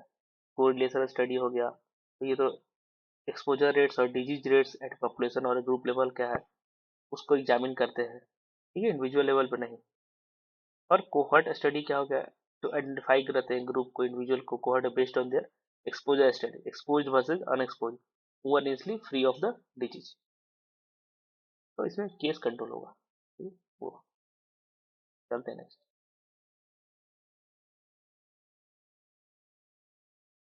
ये पूरा मैंने डिटेल दे रखा है केस कंट्रोल स्टडी का, लिमिटेशंस क्या क्या है, स्ट्रेंथ क्या क्या है, क्योंकि हो सकता है और डिटेल में पूछते हैं अगली बार। मैच करना है। तो लिस्ट वन में क्या है, रीजन ऑफ हिमालयाज है। लिस्ट टू में कैरेक्टरिस्टिक्स टेक्सा प्लांट्स। तो पहला है पैलिया आर्टिक। तो पहला क्या है, पैलिया आर्कटिक। तो पैलिया आर्कटिक में कौन से स्पीसीज पाए जाते हैं? तो पैलिया आर्कटिक जो है वो कौन है, वेस्टर्न हिमालय दिखाता है मोस्टली। ये हिमालयन रीजन है, तो हिमालय का जो वेस्टर्न पार्ट है वो रिजेंबल करता है पैलिया आर्कटिक रीजन से। ठीक है। तो पैलिया आर्कटिक में क्या आ जाएगा, हिपोफिल पाया जाता है। ठीक है। जिसको सी बकथॉर्न बोलते हैं, क्योंकि ये कोल्ड है, एरिड रीजन है, तो यहाँ पे ये पाया जाता है। तो मेडिटेरेनियन, तो वहाँ पे देवदार पाया जाता है। जैसे कि मेडिटेरेनियन एरिया में ही लेबनान पड़ता है ना, तो हिमालयन देवदार हो गया, तो वहाँ पे एक लेबनानीज देवदार है जो कि बहुत ही फेमस है हिस्ट्री में अपने। ठीक है? बहुत ही मजबूत होते हैं, बहुत ही टिकाऊ होते हैं, जहाज वहाज बनाने का काम आता है। उसके बाद है ईस्टर्न हिमालय, इंडो मलयन जो रीजन है ये ईस्टर्न हिमालय में आ गया। ठीक है। यहाँ पे क्या होगा, डिप्टेरो कार्पस, डिप्टेरो। और इंडो चाइनीज हो गया, तो ये अपना इसमें मतलब ईस्टर्न जो कैरेक्टरिस्टिक्स है, तो रोडोडेंड्रॉन्स जो प्लांट्स होते हैं, स्पीसीज होते हैं, वो ईस्टर्न हिमालय में बहुत ज्यादा। तो ये सब करेंगे तो आंसर क्या आ जाएगा, third, A4 B1 C3 D। चलते हैं next। ये सब दिए हुए थे बहुत डिटेल्स, तो इस तरह के भी सवाल आते हैं। इसमें चीजें अगर आप पढ़े हो पहले से तो कॉमन सेंस के आधार पे you can eliminate and come to the answer.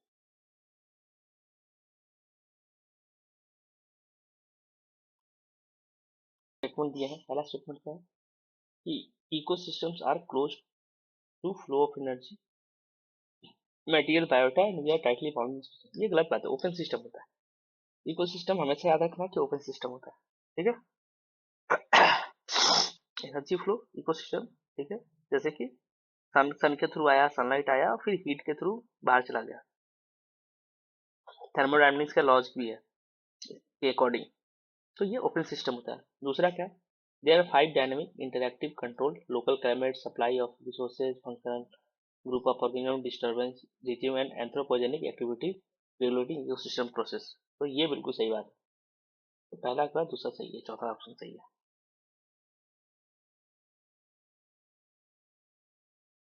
चलते हैं जो है 29 क्वेश्चन नंबर। अराउंड 45 तक हम करेंगे। कंजर्वेशन प्रोग्राम रिसेंटली 50 साल हो गया। तो 2023 में पूछा था, और 1973 में शुरू हुआ था, 1 अप्रैल को। तो कौन सा शुरू हुआ था, project tiger. One of the most successful wildlife conservation का प्रोग्राम है ये, याद रखना है, world wide, not only in India, world wide. ठीक है। हम टाइगर की संख्या डबल से भी ज्यादा करने में आसानी से पॉसिबल रहे हैं within time frame. Project है one of the most successful wildlife conservation program है वर्ल्ड वाइड, मतलब पूरी दुनिया में। ठीक है। ये अप्रैल 1970 डी में शुरू हुआ था। इसके 50 साल हो गए थे 2020 में। प्रोजेक्ट एलिफेंट क्या है, तो ये तो 1992 में लॉन्च हुआ था। ये देखते रहना है कि कौन सा अंगुल क्या है। ठीक है। जो कश्मीरी स्टैग के बारे में बात होता है, तो ये मतलब लगभग इसका 1970 से ही प्रोटेक्शन का सीन चल रहा है। और स्नो लेपर्ड तो 2000 क्या बोलते हैं 9 में शुरू हुआ है प्रोजेक्ट। चलते नेक्स्ट। तो इस तरह से याद रखना है कि इसका 30 साल पूरा हो रहा है, 40 साल, इस तरह से चीजें आती हैं। तब ये है कि इस तरह के सवाल आते हैं, तो इस लाइन में भी प्रिपेयर करना है इस टाइम में। चलते हैं नेक्स्ट।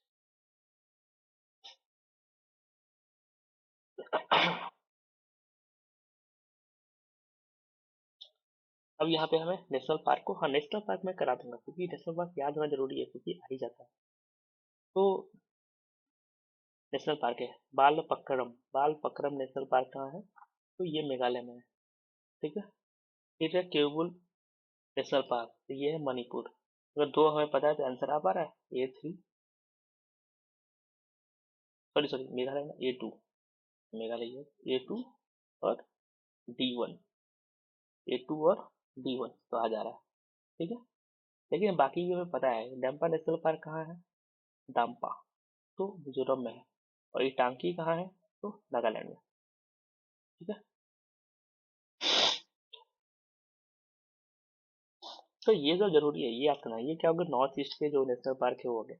ऐसे ही हम याद करेंगे नॉर्थ के जो स्टेट्स हैं, फिर वेस्ट के जो स्टेट्स हैं, साउथ ईस्ट के, ऐसे याद करेंगे। नेक्स्ट इसमें ये भी देख लेंगे कि स्पीसीज हो सकता है, एक बार सीपीआई पूछा, एक बार स्पीसीज पूछ दे किस चीज के लिए फेमस है। बालपक्रम किस लिए, क्लाउडेड लेपर्ड के लिए, याद रखना। ठीक है, दम्पा जो मिजोरम में है बॉर्डिंग बांग्लादेश, वो किस लिए फेमस है, तो वो भी क्लाउडेड लेपर्ड्स के लिए। टाइगर भी वहाँ पे। ये टांकी किसके लिए फेमस है, तो फुलोक गिब्बंस याद रखना है। ठीक है, और गोल्डन लगूर्स के लिए। किबुल लामजाओ किस लिए फेमस है, तो ये फ्लोटिंग नेशनल पार्क है दुनिया का एकमात्र।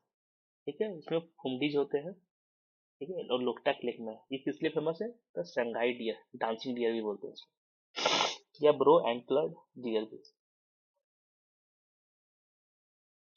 उसके आगे question, which of the following index is used for estimating population density, तो लिंकन इंडेक्स यूज होता है। ठीक है, लिंकन पीटरसन मेथड है, ये मार्क रिकैप्चर मेथड जो है उसका यूज करते हैं मोस्टली। हम क्या करते हैं, पॉपुलेशन साइज को एस्टिमेट करने के लिए। तो फॉर्मूला आता है n equals to m small m, जो पूरा क्लियर लिखते हैं,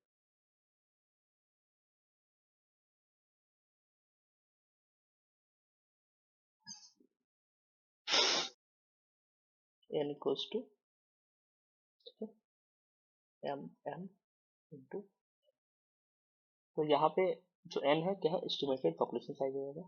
जो स्मॉल जो m है वो number of individual initially captured है और रिलीज्ड है, ये कैपिटल। और n क्या है, टोटल ऑफ जैसे कि ये जितना कैप्चर किए सबको मार्क कर दिए। ठीक है, वो फर्स्ट है m। और n क्या हो गया, ये जो सेकंड बार में हम कैप्चर किए उसमें मार्क और नॉट मार्क दोनों है। और ये स्मॉल m क्या है, ठीक है, the number of mark individual we captured in the second set, तो ये आ जाएगा। ये डिवाइडेड बाई है,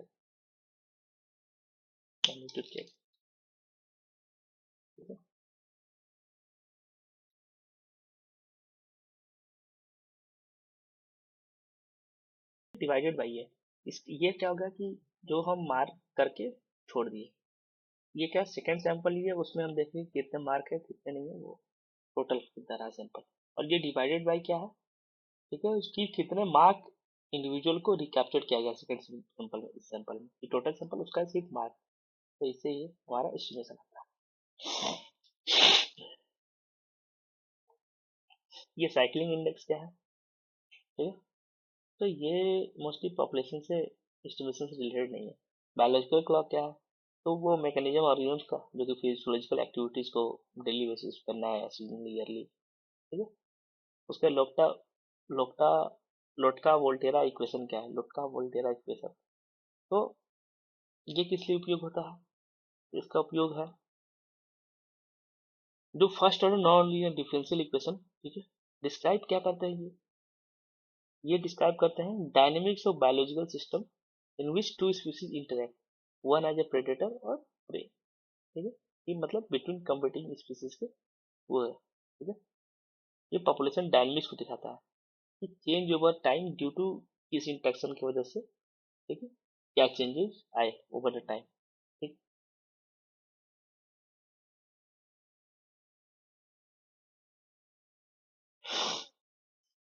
बोला था।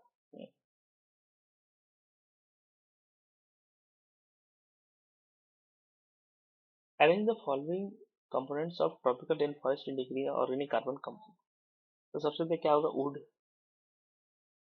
तो सॉइल में हो जाएगा क्योंकि सारे लीटर वहीं जाते हैं। उसके बाद लीटर आ गया, उसके बाद लीफ हो गया क्योंकि लीटर से लीच कर जाते हैं। और ऑर्गेनिक कार्बन पूछा ना, हाँ, तो इसका आंसर हो जाएगा दूसरा, BCAB। तो आसान है,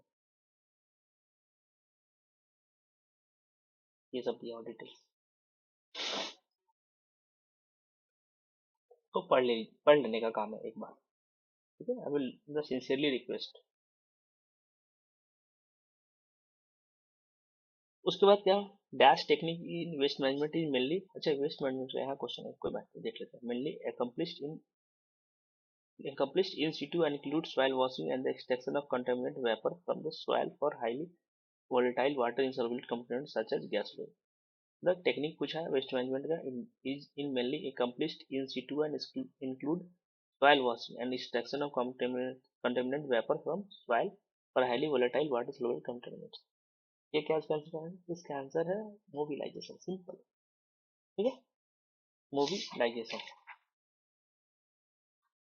तो मोबिलाइजेशन क्यों? तो ये रेमेडिएशन टेक्निक है, मोबिलाइजेशन है क्या, ठीक है। वो क्या करता है, इंक्रीज करता है movement of contaminants so that कि वो एक्सट्रैक्ट हो सके, ठीक है? तो सॉइल वॉशिंग जो है उसमें यूज करते हैं लिक्विड का, कि जिसके कारण कि डिजोल्व कर देते हैं या सस्पेंड कर देते हैं कंटामिनेंट्स का, ठीक है। और सॉइल वेपर एक्सट्रैक्शन, वो वैक्यूम का यूज करते हैं वो वोलेटाइल कंटामिनेंट्स को निकालने के लिए। तो ये मोबाइलाइजेशन में होता है। उसके बाद क्या, इन सिटू कंटेनमेंट में क्या होता है, तो हम क्या करते हैं कि जो ब्लरी बना बैरियर्स बना देते हैं, ठीक है, कंटेनमेंट्स के चारों तरफ, कि वो फैले ना, तो इसमें एक्सट्रैक्शन नहीं इन्वॉल्व होता है। उसके बाद है इमोबिलाइजेशन। इमोबिलाइजेशन मतलब कि हम जो कंटेनमेंट्स हैं उनको इस तरह से करते हैं, उनका फिजिकल केमिकल स्टेट ही बदले, जैसे कि सॉलिडिफाई कर दिए, स्टेबलाइज कर दिए, ताकि वो लीच ना कर सके, मूव ना कर पाए, तो ये भी मोबिलाइजेशन के अगेंस्ट है। उसके बाद है विट्रिफिकेशन। विट्रिफिकेशन क्या है, ये भी इमोबिलाइजेशन टेक्निक है, ठीक है। बट ये क्या करता है, हाई टेम्परेचर यूज करता है टू मेल्ट सॉइल, ठीक है, waste into stable gas like solid, ठीक है, trapping containments within the matrix, ठीक है। ये बहुत ज्यादा एनर्जी इंटेंसिव है और ये इन सीटू और एक्स सीटू दोनों हो सकते हैं, ठीक। तो हमारा आंसर क्या होगा, ये इन सीटू, सॉरी इमोलेशन, क्योंकि हमें इन सीटू पूछा था और वही सॉइल वॉशिंग का ये सब पूछा था। तो ये इसका है। वैसे इस यूनिट के अंदर नहीं होना चाहिए, बट ठीक है, अब एक दो ही मुझे लगता है एमसीक्यू दूसरे यूनिट से भी उसमें आ गए। एनीवे, चलते हैं नेक्स्ट। अब क्या कि हूँ एक्सप्लेन, किसने कहा, succession is an extraordinary mobile phenomena whose process are not to be stated as fixed laws, but only a general principle of exceeding broad nature, and whose result need not and frequently do not occur in any definite predictable way.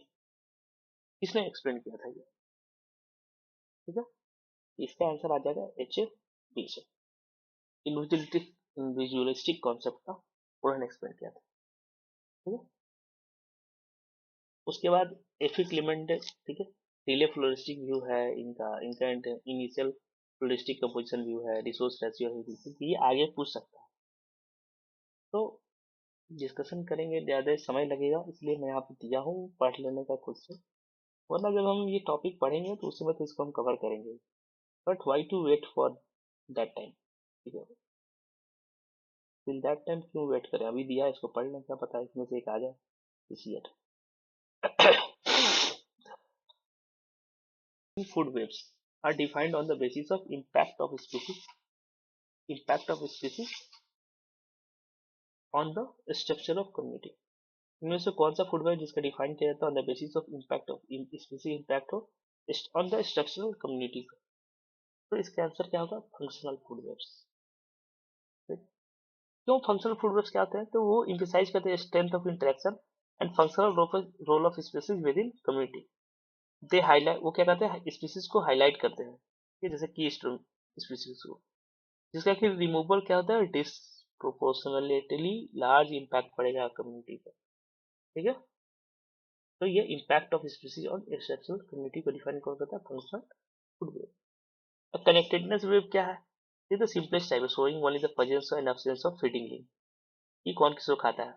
उसके बाद क्या है, energy flow food web, तो energy के flow को दिखाएगा। Community food web क्या है, तो वो ऑफन यूज किया जाता है, कनेक्टेडनेस जो वेब है उसकी जगह भी इसको यूज कर लेते हैं, उसमें भी लगभग सेम ही चीज है। चलते हैं नेक्स्ट, ये दिए हूँ डिटेल्स, थोड़ा थोड़ा पढ़ लेना है। उसके बाद क्या है, ये मैच करना है कि कहाँ पे क्या है। तो इसमें से कुछ ऐसा है जो हम पढ़ चुके हैं पहले और फिर से पूछा है, ऐसा है, ऐसा है, तो खरी के लेक शायद पहले भी आ चुका है। पॉइंट कैलिबर, ओहो स्पेलिंग गलत है, ये आर होगा। तो ये भी पहले पूछ चुका है, रिपीटेशन होता है। यहाँ भी है और यहाँ भी है, तो यहाँ नहीं है तो ये ऑप्शन नहीं होगा, ये ऑप्शन है।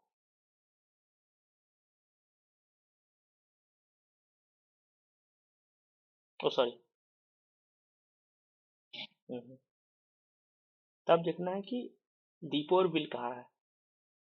तो अष्टामुदी हम लोग पता है तमिलनाडु में, सॉरी सॉरी केरला में, अष्टामुदी केरला में। तो A4, तो ये ऑप्शन चला जाएगा।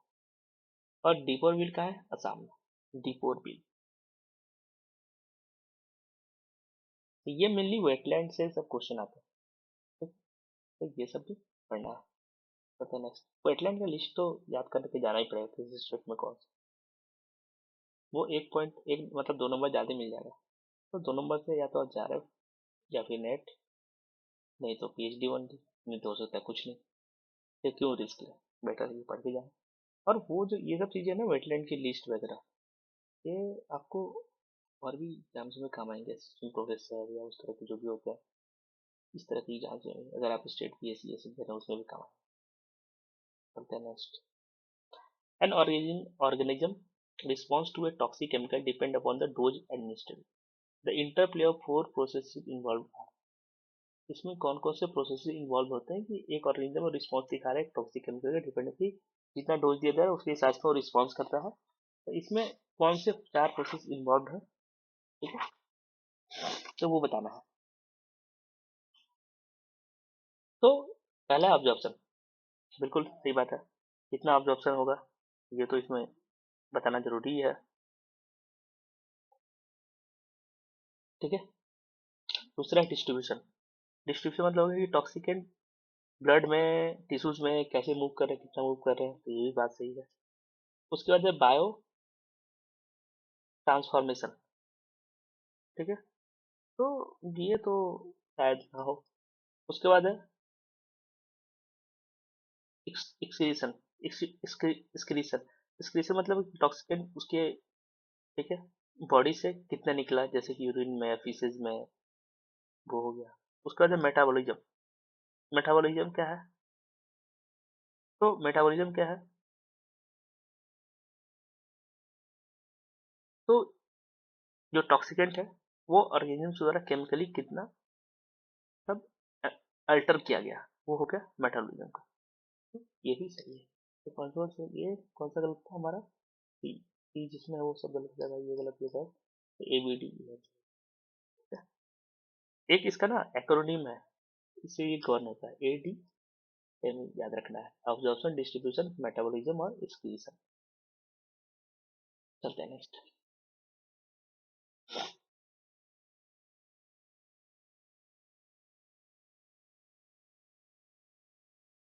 उसका level at which most of the non carcinogenic substances produces observable adverse biological effect is known as. तो कि ये इस तरह का क्वेश्चन पहले भी आ चुका है, वहां पे बस थोड़ा सब्सटेंस में आके ये सब नॉर्मल लिखा था, यहाँ पे क्या कर दिया, नॉन कार्सिनोजेनिक सब्सटेंस, ठीक है, एडवांस बायोलॉजी प्रोड्यूसर लेवल है, तो उसको क्या बोलते हैं, थ्रेशोल्ड डोज, उसके ऊपर अगर इफेक्ट आने का मतलब वहीं तक कर सकते हो, उसके ऊपर एडमिनिस्टर नहीं करना है, या फिर उसके ऊपर गया तो नुकसान पहुंचाएगा, ठीक है। उसका क्या ऑब्जॉर्प्शन पोटेंशियल है कि कितना ऑब्जर्व करवाता है, मतलब रेट या फिर एक्सटेंट है which substance can observe into body. Distribution question भी देख लेते हैं, डिस्ट्रीब्यूशन क्वेश्चन कहता है कि how a substance partition between different tissues और कंपार्टमेंट। और मेटाबॉलिक क्वेश्चन क्या हो गया, rate of metabolism but not the dose causing any effect, तो ये नहीं, ठीक है।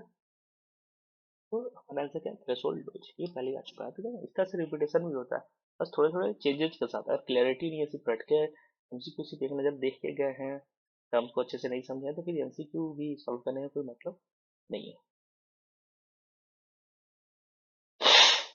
चलते हैं नेक्स्ट।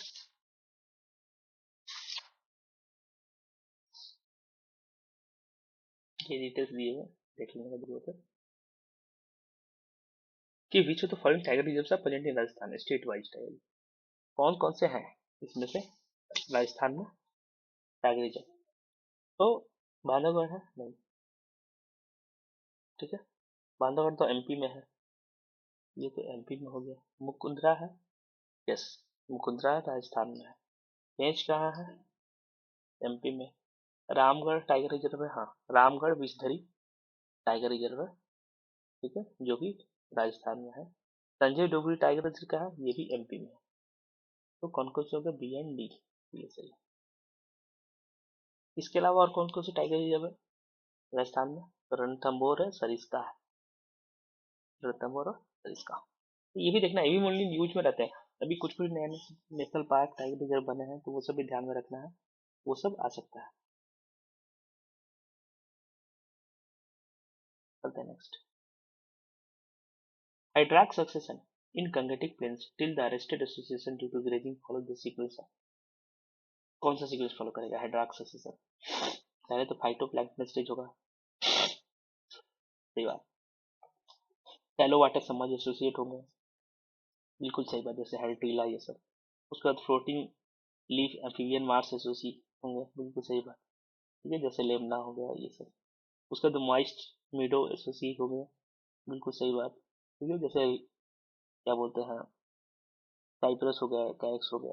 उसके बाद मीडो एसोसिएट्स हो गए, तो ये होंगे, ठीक है, बिल्कुल सही बात। इसमें रीड्स आ जाएंगे, इसमें इसमें आ जाएंगे साइड, ठीक है, तो ये बिल्कुल सही बात है। क्या ऑप्शन होगा? A B C D. उसके बाद तो कुछ कुछ घास है। और ये जो क्या बोलते हैं एरिस्टेड, ठीक है, तो एरिस्टेड मतलब क्या होता है कि एरिस्टेड और डिफ्लेक्टेड सक्सेशन अकर्स जब क्या होता है कुछ डिस्टर्बेंस, जैसे कि आग लग गया, ग्रेजिंग वाला जो इसमें एग्जांपल दिया क्वेश्चन हो गया, ह्यूमन एक्टिविटी हो गया, ये जो प्रिवेंट करता है community for reaching is potential climate state, तो वो क्या हो गया? एरिस्टेड और डिफ्लेक्टेड सक्सेशन हो गया। चलते नेक्स्ट। ये सब डिटेल्स दिया, यू कैन रीड, ठीक है, पूरे डिटेल में दिया हुआ है हाइड्रॉक्स सक्सेशन, मैंने यहाँ पे दिया कि प्लैंकटन स्टेज में क्या क्या होता है, ठीक है, कौन कौन से जेंडा होते हैं, सैलो वाटर सबमर्ज स्टेज उसी में क्या होता है, उसके बाद फ्लोटिंग लीफ में क्या होता है, एग्जाम्पल्स भी है। फिर मॉइस्ट मीडो एसोसी में क्या होता है, उसका मीडो एसोसी में क्या होता है, पूरा एकदम बढ़िया से। तो ये है। अब नेक्स्ट क्या करना, choose the correct answer. Depth of euphotic zone is determined by amount of turbidity blocking sunlight penetration. Sunlight कितना पेनिट्रेट कर रहा है, उसका डेप्थ यूफोटिक जोन का वो क्या कर रहा है, टर्बिडिटी पे, हाँ बिल्कुल, टर्बिडिटी रहेगा ज्यादा तो सनलाइट कम पेनिट्रेट करेगा, तो ये तो सही बात है। उसका shallow water near the shore in which deep rooted plant can grow little well, सही बात है, इसको वही बोलते हैं। Transition between euphotic and photonic zone is referred as light composition zone, बिल्कुल सही बात है, ये एक ऐसा जोन होता है लाइट कंपोजिशन जहाँ पे फोटोसिंथेसिस और रिस्पिरेशन बराबर होते हैं, ठीक है, एकदम हल्की लाइट आ रही है तो उसमें हल्का फोटोसिंथेसिस हो रहा है, रिस्पिरेशन भी हो रहा है, तो बैलेंस एक रहता है जोन, ठीक है, ये सब सही है। उसका zone rich in sediments and nutrient is referred as benthic zone, yes yes, जो चिपके होते हैं सेल्फ से, ये वाला रीजन, क्योंकि सारा न्यूट्रिएंट्स बाकी इसी में आया। Extent of littoral zone depends upon the slope of the lake bottom and the depth of ecotic zone, सही बात है।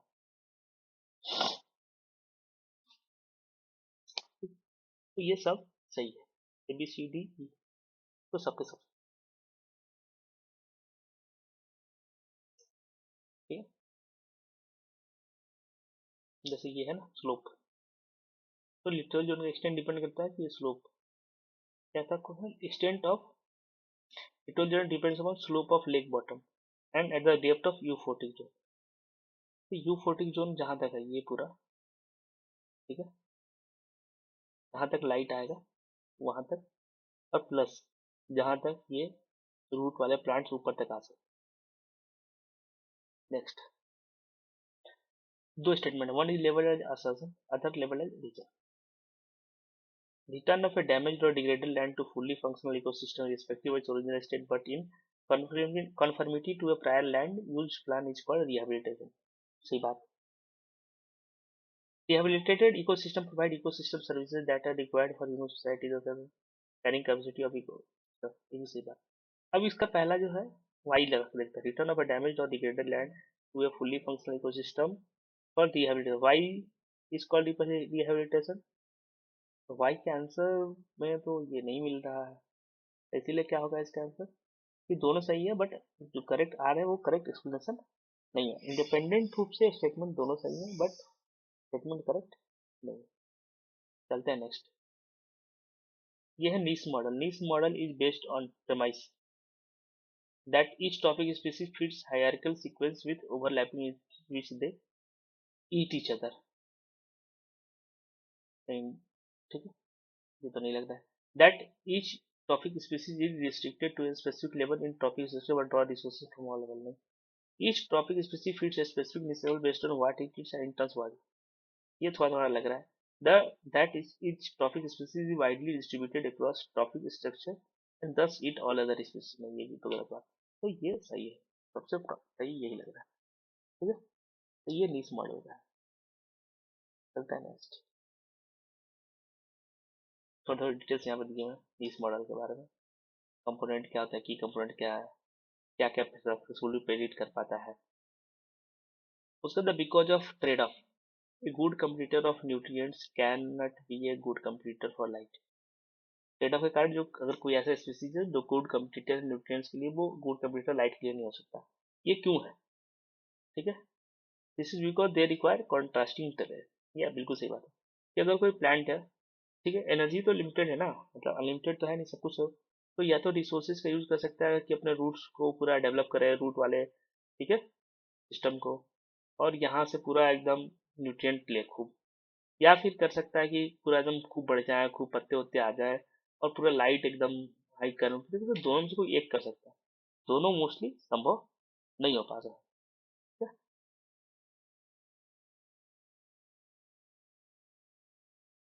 नेक्स्ट, तो ये ट्रेड ऑफ के बारे में डिटेल दिखा है, इसको पढ़ें प्लीज। चलते हैं नेक्स्ट।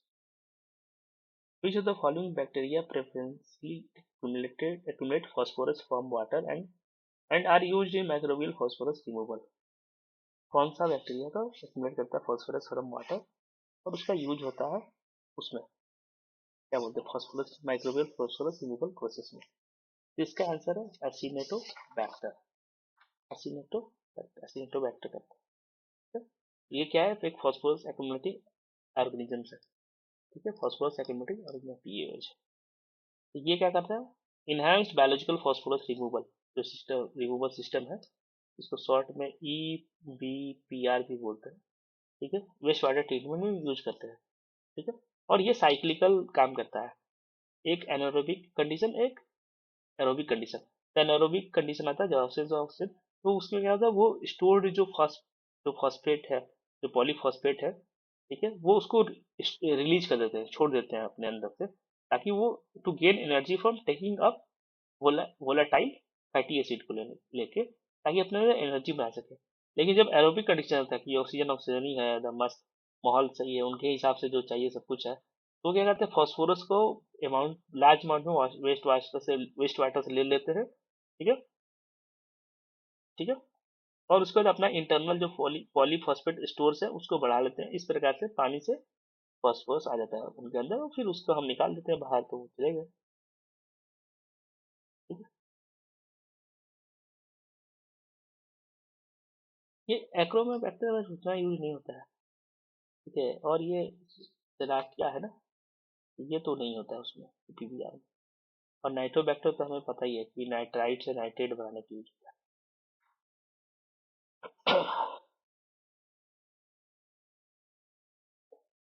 ये दिए उसके बारे में PBR और इसके बारे में, एरोबिक एरोबिक में कैसे होता है।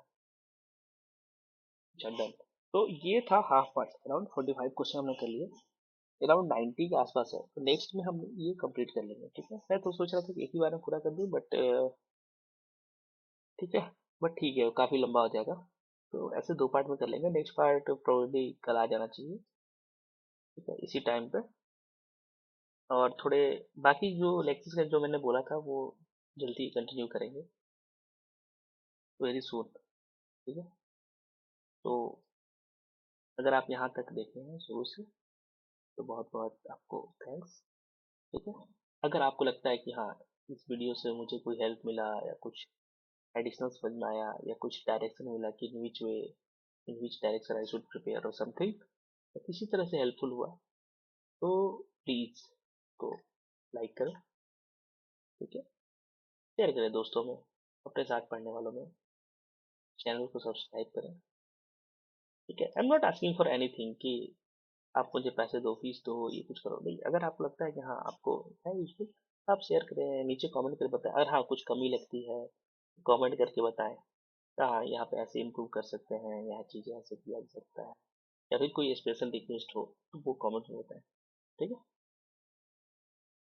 टिल देन, ठीक है, कीप लर्निंग, पढ़ते रहें। और अगेन सेइंग कि फॉर्म्स आ गए नेट के, तो please fill up as soon as possible. ठीक है, और ये एक हमारा टेलीग्राम चैनल रहता है यहाँ पे, तो यहाँ पे जो भी ये पीपीटीज हैं कंप्लीट हो जाएंगी, इसमें कुछ कुछ चीज़ें चेंज करके, या और कंसाइज नोट्स मैं यहाँ पे लेक्चर के पढ़ाने के बाद अपलोड करूँगा, कंसाइज नोट्स।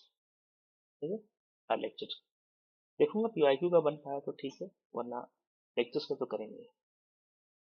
ठीक है, तो लाइक करें, शेयर करें, सब्सक्राइब करें। मिलता है नेक्स्ट वीडियो में। ठीक है, टिल देन कीप लर्निंग और अपने हेल्थ का ध्यान रखें, that is more important, physical mental हर तरह के हेल्थ। ठीक है, thank you and good bye.